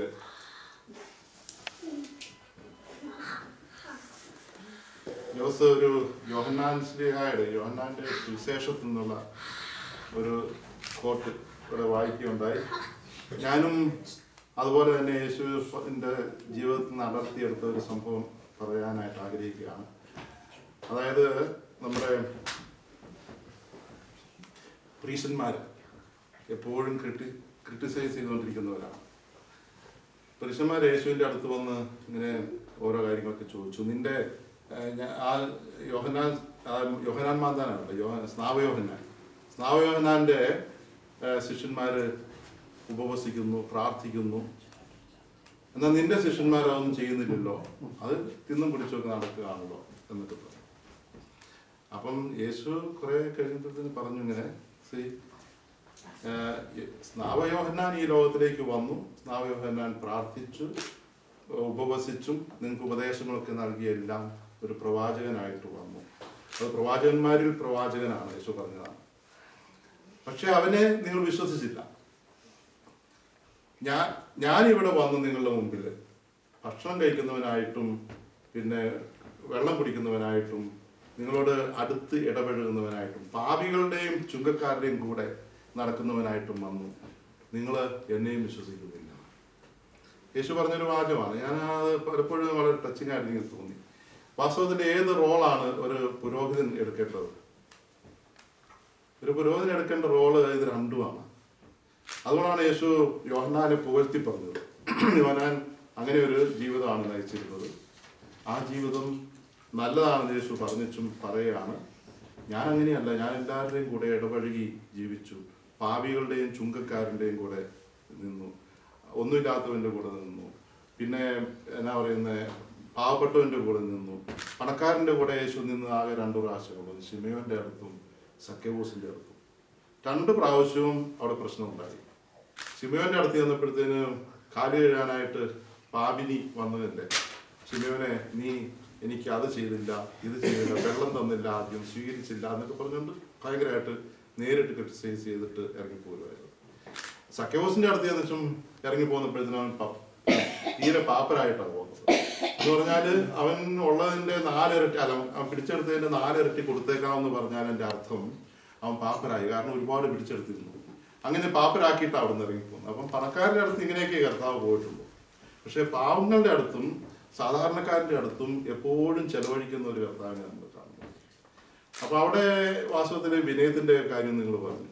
അവിടെ യേശു എന്താ ചെയ്യുന്നത്? കുട്ടികളെയൊക്കെ കയ്യിലെടുത്ത് കുട്ടികളോളം താഴ്ന്നിറങ്ങി അങ്ങനെയൊക്കെ അല്ല. യേശുവിന്റെ വരവ് തന്നെ ഒരു വിനയത്തിന്റെ മാതൃകയാണ്. ദൈവം ഇറങ്ങി മനുഷ്യനായിട്ട് വരിക എന്ന് പറഞ്ഞാൽ അതിപ്പോൾ ഒരു വിനയം നമുക്ക് കാണാനില്ല. അപ്പം അതുകൊണ്ട് ഞാൻ പറയുന്നത്, ഇപ്പം നിങ്ങൾ ഒരുപാട് കാര്യങ്ങൾ പറഞ്ഞെങ്കിലും എൻ്റെ പേഴ്സണലായിട്ടുള്ള കൺവിക്ഷൻ എന്ന് പറയുന്നത്, ബോധ്യം എന്ന് പറയുന്നത്, അങ്ങനെ ആയിരിക്കണം ഒരു പുരോഹിതൻ, ഒരു അച്ഛൻ എന്ന് പറയുന്നത്. ഇപ്പോൾ പറഞ്ഞില്ലേ, ഞങ്ങൾ ഒരുമിച്ച് കൂടുമ്പോഴത്തേനും ബാബു അതിനെ ഏറ്റു പറയുകയും ചെയ്തു. ഞങ്ങൾ ഒരുമിച്ച് കൂടുമ്പോൾ അച്ഛൻ അല്ലാതെ തീരുമെന്ന് പറഞ്ഞു. പക്ഷെ അച്ഛൻ അച്ഛനാണ്. അച്ഛൻ അങ്ങനെ ആയിരിക്കണം, ഒരു ഫ്രണ്ട് ആയിരിക്കണം. നമ്മളെ ആരാണോ എങ്ങനെയാണോ ആ തലത്തിലേക്ക് ഇറങ്ങി വരണം. അപ്പോഴും അച്ഛനാകാതെ വരുന്നില്ല കേട്ടോ, പക്ഷെ ആ തലത്തിലേക്ക് ഇറങ്ങി വരുന്ന ഒരാളാണ് അച്ഛൻ എന്ന് വിശ്വസിക്കുന്ന ആളാണ് ഞാൻ. ഇവിടെ ജെയിംസ് ഇന്ന് എഴുതിയിട്ടില്ല, എന്നെ ഒരു മെസ്സേജ് ഇട്ടിട്ടുണ്ട് ഇന്ന് രാവിലെ. ഞാനൊരു 6 മണി ആയപ്പോഴത്തേന് എഴുന്നേറ്റു. എപ്പോഴത്തേനും ആദ്യം കണ്ടത് ഇതാ, വായിച്ചു നോക്കി. നിങ്ങൾ ഒരു പക്ഷേ ചിലരെങ്കിലും അത് കണ്ടിട്ടുണ്ടാവും അല്ലേ? ഒരു എന്നാ പറഞ്ഞ വീഡിയോ ക്ലിപ്പും എന്റെ ഫോട്ടോകളെല്ലാം കൂടി അല്ലേ, പിന്നെ ഒരു റൈറ്റപ്പും കൂടെ ഉണ്ടായിരുന്നു. ഈ വീഡിയോ ക്ലിപ്പും റൈറ്റപ്പും കൂടെ വായിച്ചു കഴിഞ്ഞപ്പോഴത്തേന് എനിക്ക് തോന്നിയ ഒരു വിചാരം എന്നായിരുന്നു അറിയാമോ, ജെയിംസ് എങ്ങനെ ഇതുപോലെ ഫോട്ടോകളൊക്കെ കിട്ടിയെന്ന് എനിക്ക് അറിയാൻ പറ്റില്ല. എൻ്റെ പോലും ഇല്ലാത്ത ഫോട്ടോ വിശ്വസിക്കുന്നുണ്ടോ അല്ലെ? അപ്പൊ അതിനകത്ത് ജെയിംസ് അവിടെ പറഞ്ഞ കാര്യങ്ങളൊന്ന്, ഇട്ട കാര്യങ്ങൾ, അതായത് ഫോട്ടോകള്, അതിന്റെ ബാക്ക്ഗ്രൗണ്ട് മ്യൂസിക്, ഞാൻ എല്ലാം കൂടെ ഒന്ന് അവലോകനം ചെയ്ത് നോക്കിയപ്പോഴത്തേന് കുറെ ഫോട്ടോകൾ നല്ല, ഞാൻ വന്നിടയ്ക്കുള്ള ഫോട്ടോകളെ കുറച്ച് കഴിയുമ്പോഴത്തേന് ഒരു കുർബാന ഇടുന്ന ഒരു ഫോട്ടോ, ഈ ലോഹയൊക്കെ ഇട്ട്, അതായത് മെസ്കവാൻ ഇട്ട് കുർബാന ഇടുന്ന ഫോട്ടോ. അത് കഴിഞ്ഞ് പിന്നെ കുറെ മറ്റു ഫോട്ടോകൾ, ഞാൻ വിയന്നയിൽ പോയത്, മെക്സിക്കോ സിറ്റിയിൽ പോയത്, അല്ലെങ്കിൽ സൗത്ത് ആഫ്രിക്കയിൽ പോയത്, അങ്ങനെ ഇതെല്ലാം ഇട്ടിട്ട് ഇച്ചിരി കഴിയുമ്പോഴത്തേനും ഒരു പിൽഗ്രിം റൈസയുടെ ഫോട്ടോ കിട്ടി. പിന്നെ അത് കഴിഞ്ഞിട്ട് വേറെ കുറെ ഫോട്ടോ ഇട്ട് കഴിഞ്ഞിട്ട് വീണ്ടും കുർബാന എഴുതുന്ന ഒരു ഫോട്ടോ വേറെ സ്ഥലത്ത്. അത് കഴിഞ്ഞ് എൻ്റെ സെൻഡ് ഓഫിന്റെ ഫോട്ടോ ഒന്നും പറഞ്ഞുകൊണ്ട് കുർബാന എഴുതുന്നു. അപ്പം ഞാൻ വിചാരിച്ചു ഇതിനകത്ത് ഇടയ്ക്ക് മുട്ടിനല്ല ഈ കുർബാന എഴുതുന്ന ഫോട്ടോകൾ ഇട്ടിട്ടുണ്ട്. അതാണ് വാസ്തവത്തിൽ ഞാൻ എന്ന് പറയുന്നത്. ഇത് ഞാൻ വെറുതെ ഒരു യാത്ര ചെയ്യുന്ന മനുഷ്യൻ മാത്രമല്ല, ഇവിടെ പറഞ്ഞല്ലോ ഇവിടെ, അതായത് ഇന്റഗ്രിറ്റി, അതായത് അച്ഛന്റെ കാര്യം വരുമ്പോൾ അച്ഛനായിട്ട് തന്നെ ജീവിക്കും, നമ്മുടെയൊക്കെ അടുത്ത് വരുമ്പോഴത്തേക്കും നമ്മളെ പോലെ ജീവിക്കും എന്ന് പറഞ്ഞില്ലേ. അതാണ് വാസ്തവത്തിൽ ഒരു അച്ഛൻ അങ്ങനെയാണ് ആകേണ്ടതെന്നുള്ള പൂർണ്ണ ബോധ്യമുള്ള ഒരു വ്യക്തിയാണ് ഞാൻ. അപ്പം അച്ഛനെ കാണാൻ എല്ലാവരും ആഗ്രഹിക്കുന്നത് ഒരു കുർബാന ചെല്ലുന്ന വ്യക്തിയും ആത്മീയമായിട്ട് ആധ്യാത്മികമായിട്ട് വളർത്താൻ സാധിക്കുന്ന ഒരു വ്യക്തി എന്ന നിലയിലാണ് എല്ലാവരും ഒരു അച്ഛനെ കാണുന്നത്, അല്ലെ പ്രതീക്ഷിക്കുന്നത് അച്ഛനെ. അപ്പൊ അതിൽ നിന്ന് മാറ്റം വരുത്താതെ തന്നെ ആളുകളുടെ ഇടയിലേക്ക് ഇറങ്ങിച്ചെന്ന് അവരുടെ കൂടെ അവരെ പോലെ തന്നെ ജീവിക്കാൻ പറ്റുന്ന ഒരാളായിരിക്കണമെന്ന് ഞാൻ ചെറുപ്പം മുതലേ വിശ്വസിക്കുകയും ആ ബോധ്യത്തിൽ വളരുകയും ചെയ്യുന്ന ഒരു വ്യക്തി ആയതുകൊണ്ടായിരിക്കണം ഒരു നിങ്ങളൊക്കെ ഇങ്ങനെ പറയുന്നത്, അച്ഛൻ ഇങ്ങനെ നമ്മുടെ ഇവിടെ കൂടും വിനയം എന്നൊക്കെ പറയുന്നത്. കാരണം അതായിരിക്കും, അതൊരു പ്രത്യേക വലിയ ക്വാളിറ്റിയോ അല്ലെ ക്വാളിഫിക്കേഷനൊന്നും അല്ല. അങ്ങനെ ആയിരിക്കണം അച്ഛൻ, അതാണ് അച്ഛൻ എന്ന് പറയുന്നത്. അതങ്ങനെ ആയതുകൊണ്ടാണ് നിങ്ങൾക്ക് ഇതുപോലെ സന്തോഷം തോന്നിയത്. മറ്റേ ഞാൻ ആ ബലിപീഠത്തിൽ മാത്രം നിൽക്കുന്ന ഒരു അച്ഛനായിരുന്നെങ്കിൽ, അച്ഛന്മാർക്ക് ഇപ്പം നമുക്ക് പറയാൻ പാടില്ല, ഒരുപാട് തരത്തിലെ അച്ഛൻ. ഇപ്പൊ ഹിന്ദുക്കളുടെ കൺസെപ്റ്റിലാണെങ്കിൽ സന്യാസിമാരെന്ന് പറഞ്ഞാൽ ഈ ഭരണശാലയിൽ മാത്രം, അല്ലെങ്കിൽ ഭിക്ഷാന്തേഹികളായിട്ട് വനത്തിലൂടെ കറങ്ങി അടിച്ച് നടക്കുന്ന ചില സന്യാസികളുണ്ട് ഈ നോർത്ത് ഇന്ത്യയിലൊക്കെയാണ്. അവരെ കാണുമ്പോഴത്തെ ആളുകൾക്ക് ഭയങ്കര റെസ്പെക്റ്റാണ്, ഭയങ്കര റെസ്പെക്റ്റാണ്. പ്രത്യേകിച്ച് ബ്രഹ്മചാരികളും കൂടി ആണെങ്കിൽ ഭയങ്കരമായിട്ട് തൊട്ടുമുത്തു വരും. അപ്പൊ അങ്ങനെ വരുമ്പോൾ അത് ഒരു ജീവിതം, അത് സന്യാസികളുടെ ഒരു ജീവിതമാണ്. അതേസമയം മറ്റ് തരത്തിൽ സന്യാസ ജീവിതം നയിക്കുന്നവരുമുണ്ട്. ഇതെല്ലാം നമ്മുടെ ഇടയിലുള്ളതാണ്, നമ്മുടെ സഭയിൽ നമ്മുടെ വിശ്വാസത്തിലും ഉണ്ട് ഇതെല്ലാം. അപ്പൊ എനിക്ക് തോന്നുന്നു ഇതെല്ലാം കൂടെ ഇന്റഗ്രേറ്റ് ചെയ്ത് ജീവിക്കാൻ പറ്റുന്നതായിരിക്കും, അല്ലെങ്കിൽ ആയിരിക്കണം അച്ഛൻ്റെ ജീവിതം എന്ന് ഞാൻ വിശ്വസിക്കുന്നതുകൊണ്ടാണ് നിങ്ങൾ പറഞ്ഞ കാര്യങ്ങളെല്ലാം ഇതുപോലെ. അല്ലേ, നിങ്ങൾക്ക് അങ്ങനെ തോന്നുന്നില്ല? വാസ്തവത്തിൽ അങ്ങനെയല്ലേ വേണ്ടത്. നമ്മുടെ ഇടയിലേക്ക് ഇറങ്ങിച്ചില്ല. അവരൊരു പാട്ടുകാരനാണെങ്കിൽ ഒരു പാട്ടുകാരൻ്റെ രീതിയിൽ, ഒരു സാഹിത്യകാരനാണെങ്കിൽ ആ രീതിയിൽ, ഒരു ഒന്നുമല്ലാത്ത ഒരു സാധാരണക്കാരൻ ആ രീതിയിൽ ജീവിക്കുക. പിള്ളേർക്ക് ഭയങ്കര ഇഷ്ടമായി. കഴിഞ്ഞ ദിവസം ഒരു മീറ്റിങ്ങിൽ ഇങ്ങനെ പറയുണ്ടായി, പിള്ളേർക്കൊക്കെ അച്ഛന് വലിയ ഇഷ്ടമാണ്. എന്താ പിള്ളേർക്ക് ഇഷ്ടമാണെന്ന് പറയാൻ അതൊരു പ്രത്യേകതയൊന്നുമല്ല. കാരണം നമ്മൾ പിള്ളേരുടെ ലെവലിലേക്ക് ഇറങ്ങി ചെല്ലുകയാണെങ്കിൽ, പിള്ളേരുടെ ലെവലിലേക്ക് ഇറങ്ങി അവരുടെ പോലെ സംസാരിക്കുകയും പ്രവർത്തിക്കുകയും ചെയ്യുകയാണെങ്കിൽ അവർക്ക് ഭയങ്കര കാര്യമായിരിക്കും. ആ കാര്യമാണ് വാസ്തവത്തിൽ എനിക്ക് ഇവിടെ കിട്ടിയിട്ടുള്ളത് എന്ന് പറഞ്ഞ പോലെ ഓരോരുത്തരുടെയും. ഇനി ഞാൻ എൻ്റെ കാര്യം തന്നെ പറഞ്ഞ് തീർപ്പിക്കുന്നില്ല. രണ്ടാമത്തെ കാര്യം, ടോമിയെ പറ്റി ചിന്തിക്കുമ്പോഴൊക്കെ ഞാൻ പൊക്കി പറയുന്നൊന്നുമല്ല, ഒരുപാട് പറഞ്ഞ കാര്യങ്ങളും ഞാൻ പറയുന്നില്ല. ടോമിയെ പറ്റി ചിന്തിക്കാൻ ഇതൊരു സംഭവമാണ് എന്ന് പറയാറുള്ളത് അല്ലേ? സംഭവം ഇതൊരു സംഭവമാണ്. ഞാൻ ഓർക്കും എങ്ങനെ ഇതുപോലെ സാധിക്കുന്നു. നമ്മുടെ ഈ എന്താ പറയുക, ആദ്യം നാട്ടിൽ നിന്നൊക്കെ എന്തുമാത്രം സെലിബ്രിറ്റീസിനെയൊക്കെ കൊണ്ടുവന്ന, അങ്ങനെയാണ് ടോമിയെ ഏറ്റവും ആദ്യമൊക്കെ പരിചയപ്പെട്ട, ഏറ്റവും തുടക്കത്തിൽ പരിചയപ്പെട്ട സെലിബ്രിറ്റീസിനെ കൊണ്ടുവരുന്ന കാര്യത്തില് വലിയ വലിയ ആൾക്കാർ.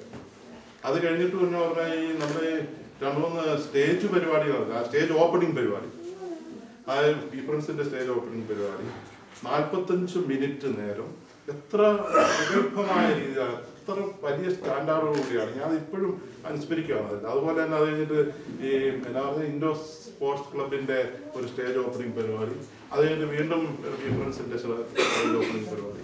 ഇതൊന്നും സാധാരണ എനിക്ക് സാധിക്കുന്ന, അല്ലെങ്കിൽ നമുക്ക് പലർക്കും സാധിക്കുന്ന കാര്യമൊന്നുമില്ല. രാത്രിയും പകലും അധ്വാനിച്ച്, അത് അധ്വാനിക്കാൻ മാത്രമല്ല, തലയിൽ ഇതൊക്കെ വേണമല്ലോ. ഇതെങ്ങനെ ഈ ഐഡിയ ആയിട്ട് കൊണ്ടുവരുന്നു എന്നൊക്കെ ഞാൻ ഓർത്ത് അത്ഭുതപ്പെട്ടുകൊണ്ടിട്ടുണ്ട്. അത് കഴിഞ്ഞിപ്പോ ഇതാ ഈ വാട്സപ്പ് ഗ്രൂപ്പ് ഉണ്ടാക്കി ഇതിനിടയിൽ അതിങ്ങനെ വളർന്ന് പറന്ന് പന്തലിച്ച് ഇപ്പൊ ഇവിടുത്തെ ഏറ്റവും വലിയ ഗ്രൂപ്പായി തീർന്നിരിക്കുന്നു. വാസ്തവത്തിൽ അതിന്റെ 1-ാം വാർഷികം എന്ന് പറയുന്നത് ആഘോഷിക്കാനായിട്ട് നമുക്കൊക്കെ അർഹതയുണ്ട്, കടമയുണ്ട്, അവകാശമുണ്ട്. അത് ടോമിയുടെ കൂടെ നിന്നുകൊണ്ട് ആവശ്യം നമ്മളിതിരുന്ന് അതെല്ലാം ഇൻവോൾവാണ്. ഒരു കാര്യം ഞാൻ ഓർക്കാറുണ്ട്, നമ്മൾ ഈ വാട്സപ്പ് ഗ്രൂപ്പിൽ മാധ്യമത്തെ പറ്റി പറയുന്നുണ്ട്. മാധ്യമം എന്ന് പറയുന്നത് ലോകത്തിലെ ഏറ്റവും ശക്തമായിട്ടുള്ള ഒന്നാണ്, ഏറ്റവും പവർഫുൾ ആയിട്ടുള്ള ഒന്നാണ്. അമേരിക്കയൊക്കെ നയിക്കുന്നത് എന്നാൽ യൂതന്മാരാണ് നമ്മൾ പറയുക. എങ്ങനെയാ? മാധ്യമത്തിൽ കൂടിയാണ്. കാശുകൊണ്ട് മാത്രമൊന്നുമല്ല, ബിസിനസ്സുകാരാണ്. പക്ഷെ അതൊന്നുമല്ല, മാധ്യമം അവരുടെ കയ്യിലാണ്. അതുകൊണ്ട് നയിക്കാം. അമേരിക്കയെ കയ്യിലാക്കിയാൽ ലോകത്തെ മുഴുവൻ കയ്യിലാക്കാൻ പറ്റുന്നതാണ്. കാരണം മാധ്യമത്തിന്റെ കഴിവാണ്. അതെല്ലാ തലങ്ങളിലും അങ്ങനെയാണ്. പണ്ടൊരു ചേർത്തി, ഇച്ചിരി പ്രായമുള്ള ഒരു ചേർത്തി, ഒരു 80 വയസ്സുള്ള ഒരു ചേർത്തി പറഞ്ഞു, അമ്മ പറഞ്ഞു, അത് ഞാൻ പത്രത്തെ വായിച്ച്, പണ്ടാട്ടോ പത്രത്തെ വായിച്ച് കേട്ടാന്ന്. അതൊന്നും തെറ്റാൻ വഴിയില്ല. അപ്പം അങ്ങനെയല്ല മാമ, അതാ ശരിയല്ല, അത് ഇങ്ങനെയാന്ന് പറഞ്ഞിട്ട് പറയും, അതൊന്നും ശരി, തെറ്റാൻ വഴി. ഞാൻ പത്രത്തിൽ, നമ്മുടെ കാരണന്മാർക്ക് പോലും പണ്ട് പോലും മാധ്യമത്തിൽ വരുന്നത് ശരിയാണ്, അതാണ് ശരി, അതേ ശരിയുള്ളൂ എന്ന് വിശ്വസിച്ചിരുന്ന ആൾക്കാരായിരുന്നു നമ്മുടെ കാരണന്മാർ പോലും. അപ്പം പത്രത്തിൽ വരുന്നതാണ് ഏറ്റവും ശരിയെന്ന് വിചാരിച്ചിരുന്ന മനുഷ്യരുടെ ഇടയിലാണ് ഈ മാധ്യമം ഇങ്ങനെ അങ്ങോട്ട് വരുന്നത്, പവർഫുൾ. ഇന്ന് അതങ്ങ് വളർന്ന് അല്ലെങ്കിൽ മാറി പത്രമൊന്നും അല്ല. ഇപ്പം പത്രമൊക്കെ എന്നതാ, TV എന്നതാ. ഇപ്പം സോഷ്യൽ മീഡിയാസ്, സാമൂഹ്യ മാധ്യമങ്ങൾ, ഈ സോഷ്യൽ മീഡിയാസ് കൊണ്ട് വളർന്നിട്ട് ഇപ്പം ഈ ടോമി പറഞ്ഞ പോലെ അതിനകത്തൊരു എഡിറ്റർ കാണിയല്ല, അല്ലെങ്കിൽ എന്നാ പറയുന്നത്, ഒരു മാനേജർ കാണിയല്ല, എഡിറ്റർ കാണിയല്ല, കട്ട് ചെയ്യാൻ ആരുമില്ല. നമുക്ക് നമ്മുടെ കഴിവ് പൂർണ്ണമായിട്ടും അവതരിപ്പിക്കാൻ പറ്റുന്ന വേദി എന്ന് പറഞ്ഞാൽ, ഞാൻ നമ്മുടെ ഈ വാട്സപ്പ് ഗ്രൂപ്പിലെ ചില ഇതൊക്കെ വായിക്കുമ്പോഴത്തേന് ഞാൻ ഓർക്കും, എന്തോരം കഴിവുറ്റ മനുഷ്യർ നമുക്കുണ്ട്. എത്ര സാഹിത്യകാരന്മാർ. ഇപ്പൊ ടോം ഒരു എന്നാ പറയുന്നത്, കവിത, ടോമിന്റെ കവിത ഇതിനു മുമ്പ് കേട്ടിട്ടുള്ള ഇഷ്ടം പോലെ കേട്ട് ഞാൻ അത്ഭുതപ്പെട്ടിട്ടുള്ളതാണ്. ഇങ്ങനെ കഴിവുള്ള എന്തോരം മനുഷ്യരാണ് നമുക്കുള്ളത്.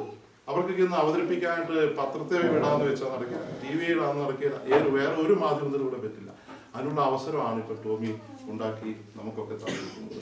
അത് വായിച്ച് നമുക്ക് ആസ്വദിക്കാൻ സാധിക്കുന്ന ഒരുപാട് ഇൻഫർമേഷൻസ്, ഒത്തിരി പിന്നെ നമുക്ക് അറിവ് കിട്ടുന്ന ഒരു മേഖലയാണത്. വേറെ നമ്മൾ വലിയ പുസ്തകങ്ങളൊന്നും ചിലപ്പോൾ വായിക്കുന്നവർ പലരും ഉണ്ട് കേട്ടോ, എനിക്ക് നേരിട്ട് അറിയാവുന്നവർ. പക്ഷേ വലിയ പുസ്തകങ്ങളൊന്നും വായിക്കാൻ നേരമൊന്നും ഉള്ളവരല്ല നമ്മൾ, അല്ലെങ്കിൽ ഇൻട്രസ്റ്റ് ഇല്ലാത്തവരാണ്. പക്ഷെ ഇതിൽ കൂടെ കിട്ടുന്ന വലിയ അറിവുകൾ, ഈ അറിവ് നമുക്ക് സ്വായത്തമാക്കാൻ സാധിക്കുന്നതാണ് വാട്സപ്പ് എന്ന് പറയുന്നത്. പിന്നെ അതിനകത്ത് എല്ലാ പ്രശ്നങ്ങളൊക്കെ വരും. ഞാൻ പറഞ്ഞില്ല, ടോമിയെ ഞാൻ അത്ഭുതത്തോടെ നോക്കുമെന്ന് പറഞ്ഞാൽ എന്താണെന്ന് വെച്ചാൽ, ഇതിനകത്ത് ചിലപ്പോൾ ഈ പിന്നെ എതിർപ്പുകളും കുറച്ച് അതൊക്കെ വരുമ്പോഴത്തേന് എങ്ങനെയാണ് ഈ ടോമി ഇത് മാനേജ് ചെയ്യുന്നത് ഞാൻ അത്ഭുതപ്പെടുന്നത്. കാരണം ചിലർ പറയോ, അവൻ അങ്ങനെ എഴുതിയെന്ന ഇങ്ങനെ എഴുതിയെന്ന, അതിനകത്ത് ഇതുണ്ട്, ആ ചൊവ്വയുണ്ട്, ഈ ചൊവ്വയുണ്ട് എന്നൊക്കെ പറഞ്ഞ് വരുമ്പോഴത്തേന് അവരെയൊക്കെ ഒന്ന് മയപ്പെടുത്തി മാനേജ് ചെയ്യാനായിട്ട് ടോമിക്ക് അല്ലാതെ സാധിക്കുകയില്ല. അത്രയും കഴിവ് ടോമിക്ക് ഉണ്ടെങ്കിൽ, ഇത് തുടങ്ങാൻ കഴിവുണ്ടെങ്കിൽ ഇതിനൊക്കെ കഴിവുണ്ടെന്നുള്ളതാണ്. ഞാൻ ദീർഘിപ്പിക്കുന്നില്ല. ഒത്തിരി സന്തോഷമുണ്ട്. നമ്മളെല്ലാം ഈ മാധ്യമത്തിന്റെ വക്താക്കളാണ്. നമുക്കൊക്കെ എക്സ്പ്രസ് ചെയ്യാനായിട്ടുള്ള ഒരു വേദിയാണിത്. നമുക്കൊക്കെ നമ്മുടെ എന്താ പറയുന്നത്, നല്ലതും മോശമായിട്ടുള്ള കാര്യങ്ങൾ പുറത്തു കൊണ്ടുവരാനുള്ള ഒരു വേദിയാണ്. ഇവിടെ ആരോ പറഞ്ഞില്ല, ഞാൻ ഇത് ആദ്യം എന്നാ പറയുന്നത്, ഇതിനകത്ത് വരുന്ന ചില കാര്യങ്ങളൊക്കെ അച്ഛൻ വായിക്കുന്നുണ്ട്, ചിലപ്പോൾ പള്ളിക്കെതിരല്ല ഒന്നും മിണ്ടുന്നില്ല, കാരണം എന്നാ പറഞ്ഞത് മൗനമാണ്. അങ്ങനെയൊന്നുമല്ല, എനിക്ക് അതിനോട് പലതിനോട് യോജിപ്പുമുണ്ട്, എനിക്ക് യോജിപ്പുമുണ്ട്. അതായത് പറയുന്ന ആ ക്രിറ്റിസിസത്തിനോടൊക്കെ ഒത്തിരി യോജിപ്പുണ്ട്. അപ്പൊ അതുകൊണ്ട് മിണ്ടാത്തതുകൊണ്ട് ഞാനത് അവര് കുറെ കഴിയുമ്പോൾ അത് അടങ്ങിക്കോളൂ എന്ന് വിചാരിച്ചൊന്നും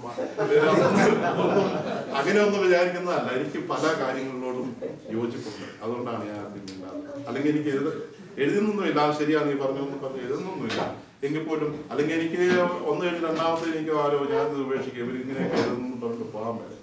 അങ്ങനെ പോകുന്നവർ എത്ര പേരുണ്ട്. അങ്ങനെ ഞാൻ പോകാത്തത് എന്തുകൊണ്ടാണ്? കാരണം പല കാര്യങ്ങളും നമ്മൾ എക്സ്പ്രസ് ചെയ്യല്ലേ. മാധ്യമം എന്ന് പറഞ്ഞാൽ അത് തന്നെയാണ്, മാധ്യമ ധർമ്മമാണ്. നമ്മൾ എക്സ്പ്രസ് ചെയ്യുന്നു, ആളുകളെ ഏത് തരത്തിൽ എടുക്കണം എന്നുള്ളത് ആളുകൾ. പക്ഷെ മോഡേൺ ആർട്ടിനെ പറ്റി നമ്മൾ ചുമ്മാ നോക്കുമ്പോൾ കുറെ വരകളും തിരികളൊക്കെ ആയി നമുക്കൊന്നും മനസ്സിലാകില്ല. പക്ഷെ അത് അവരങ്ങനെ അവതരിപ്പിച്ചു. ഇനി നമ്മളാണ് അത് എടുക്കേണ്ടത്. അതിന്റെ അർത്ഥം എന്നാണ്, അത് ഇങ്ങനെയാണ് അതിന്റെ അർത്ഥം എന്ന് ഒരാൾ പറയുമ്പോൾ വേറെ ആൾ പറയും അതല്ല ഇതാ അർത്ഥം എന്ന് പറയുന്നത്. നമുക്ക് വിട്ടുകൊണ്ടിരിക്കണം എന്ന് പറഞ്ഞ പോലെ ഇവിടെ വരുന്ന എക്സ്പ്രസ് ചെയ്യുന്ന കാര്യങ്ങൾ നമ്മൾ വായിക്കുന്നവരുടെ ഒരു ചുമതലയാണ്, കടമയാണ്. അത് ഏത് വിധത്തിൽ എടുക്കണം എന്നുള്ളത്.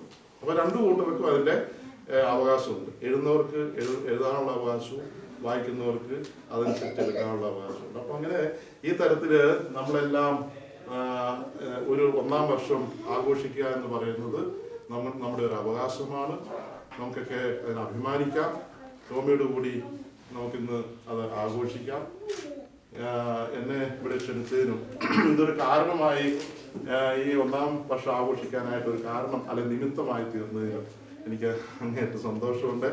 അതുകൊണ്ട് തന്നെയാണ് ഞാൻ സമയമില്ലാത്ത സമയത്ത്, നാളെ മുതൽ ക്രിസ്മസ് ആണെന്ന് ഓർക്കണം, നാട്ടിൽ പോകാനുള്ള ഒരുക്കങ്ങളും ആ സമയത്ത് ഞാനത് സമ്മതിച്ച് ഇവിടെ വരാനിടയായത്.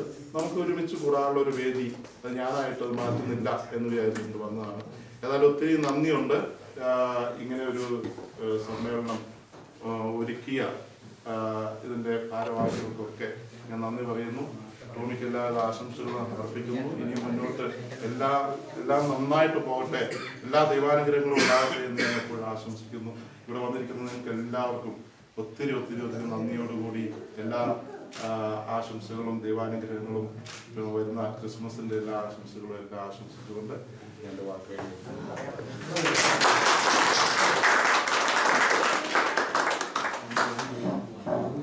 ഇതാണ് ലാസ്റ്റ് സെന്റ് ഓഫ് പറയുന്നെങ്കിൽ വേറെ ഉള്ളത്. സെന്റ് ഓഫ് ലാസ്റ്റ് ഇതാണോ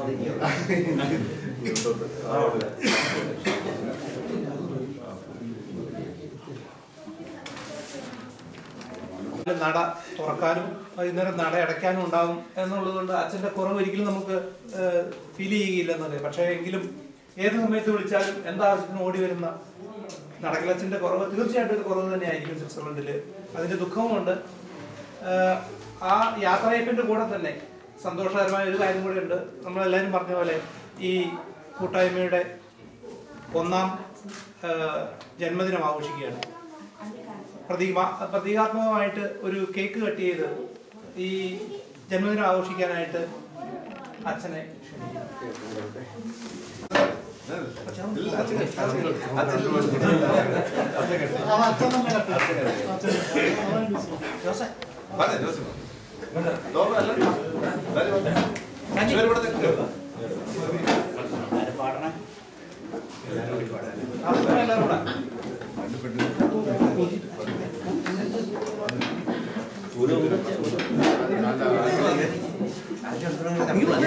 സ്ത്രീകളുടെ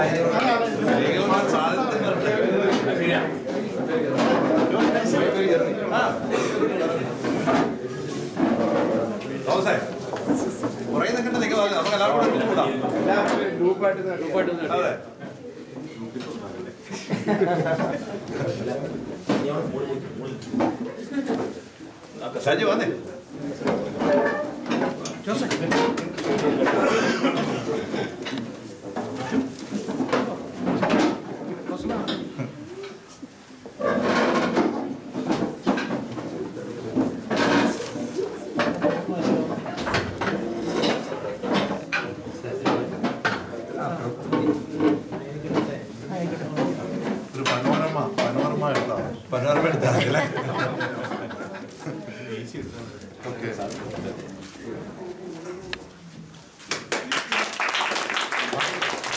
Happy birthday, Hawaiians. Happy birthday, happy birthday, Hawaiians. Bravo.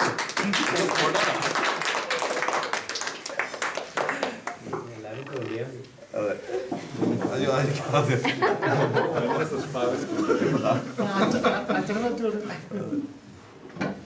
അച്ഛനിന്ന് മധുരം കഴിച്ചു പണ്ട്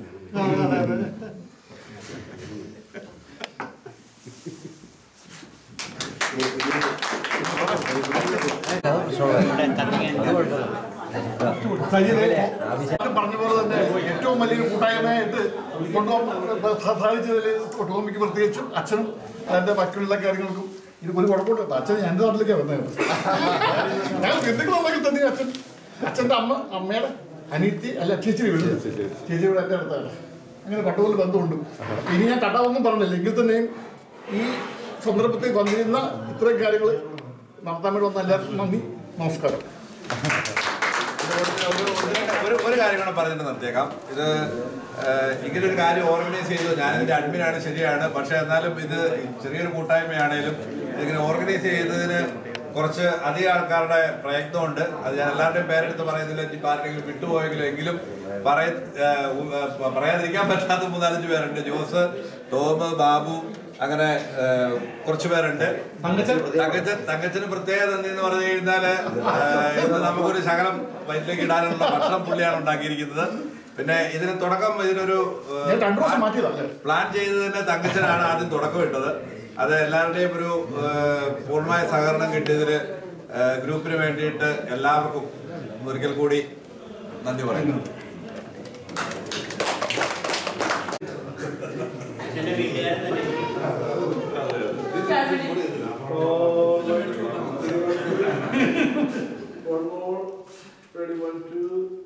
നമ്മുടെ ഹലോ ഫ്രണ്ട്സിന്റെ ഇത് ബാനർ കാണുന്നുണ്ടോ?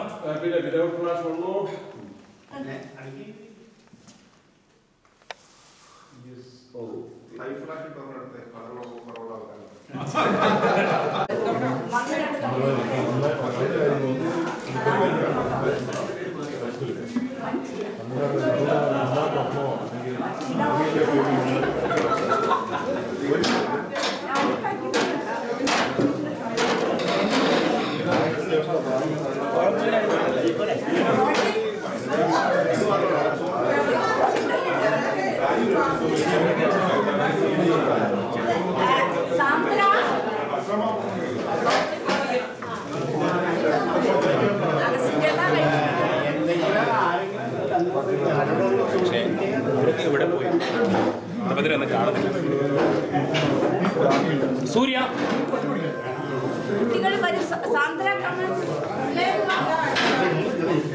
ചേച്ചി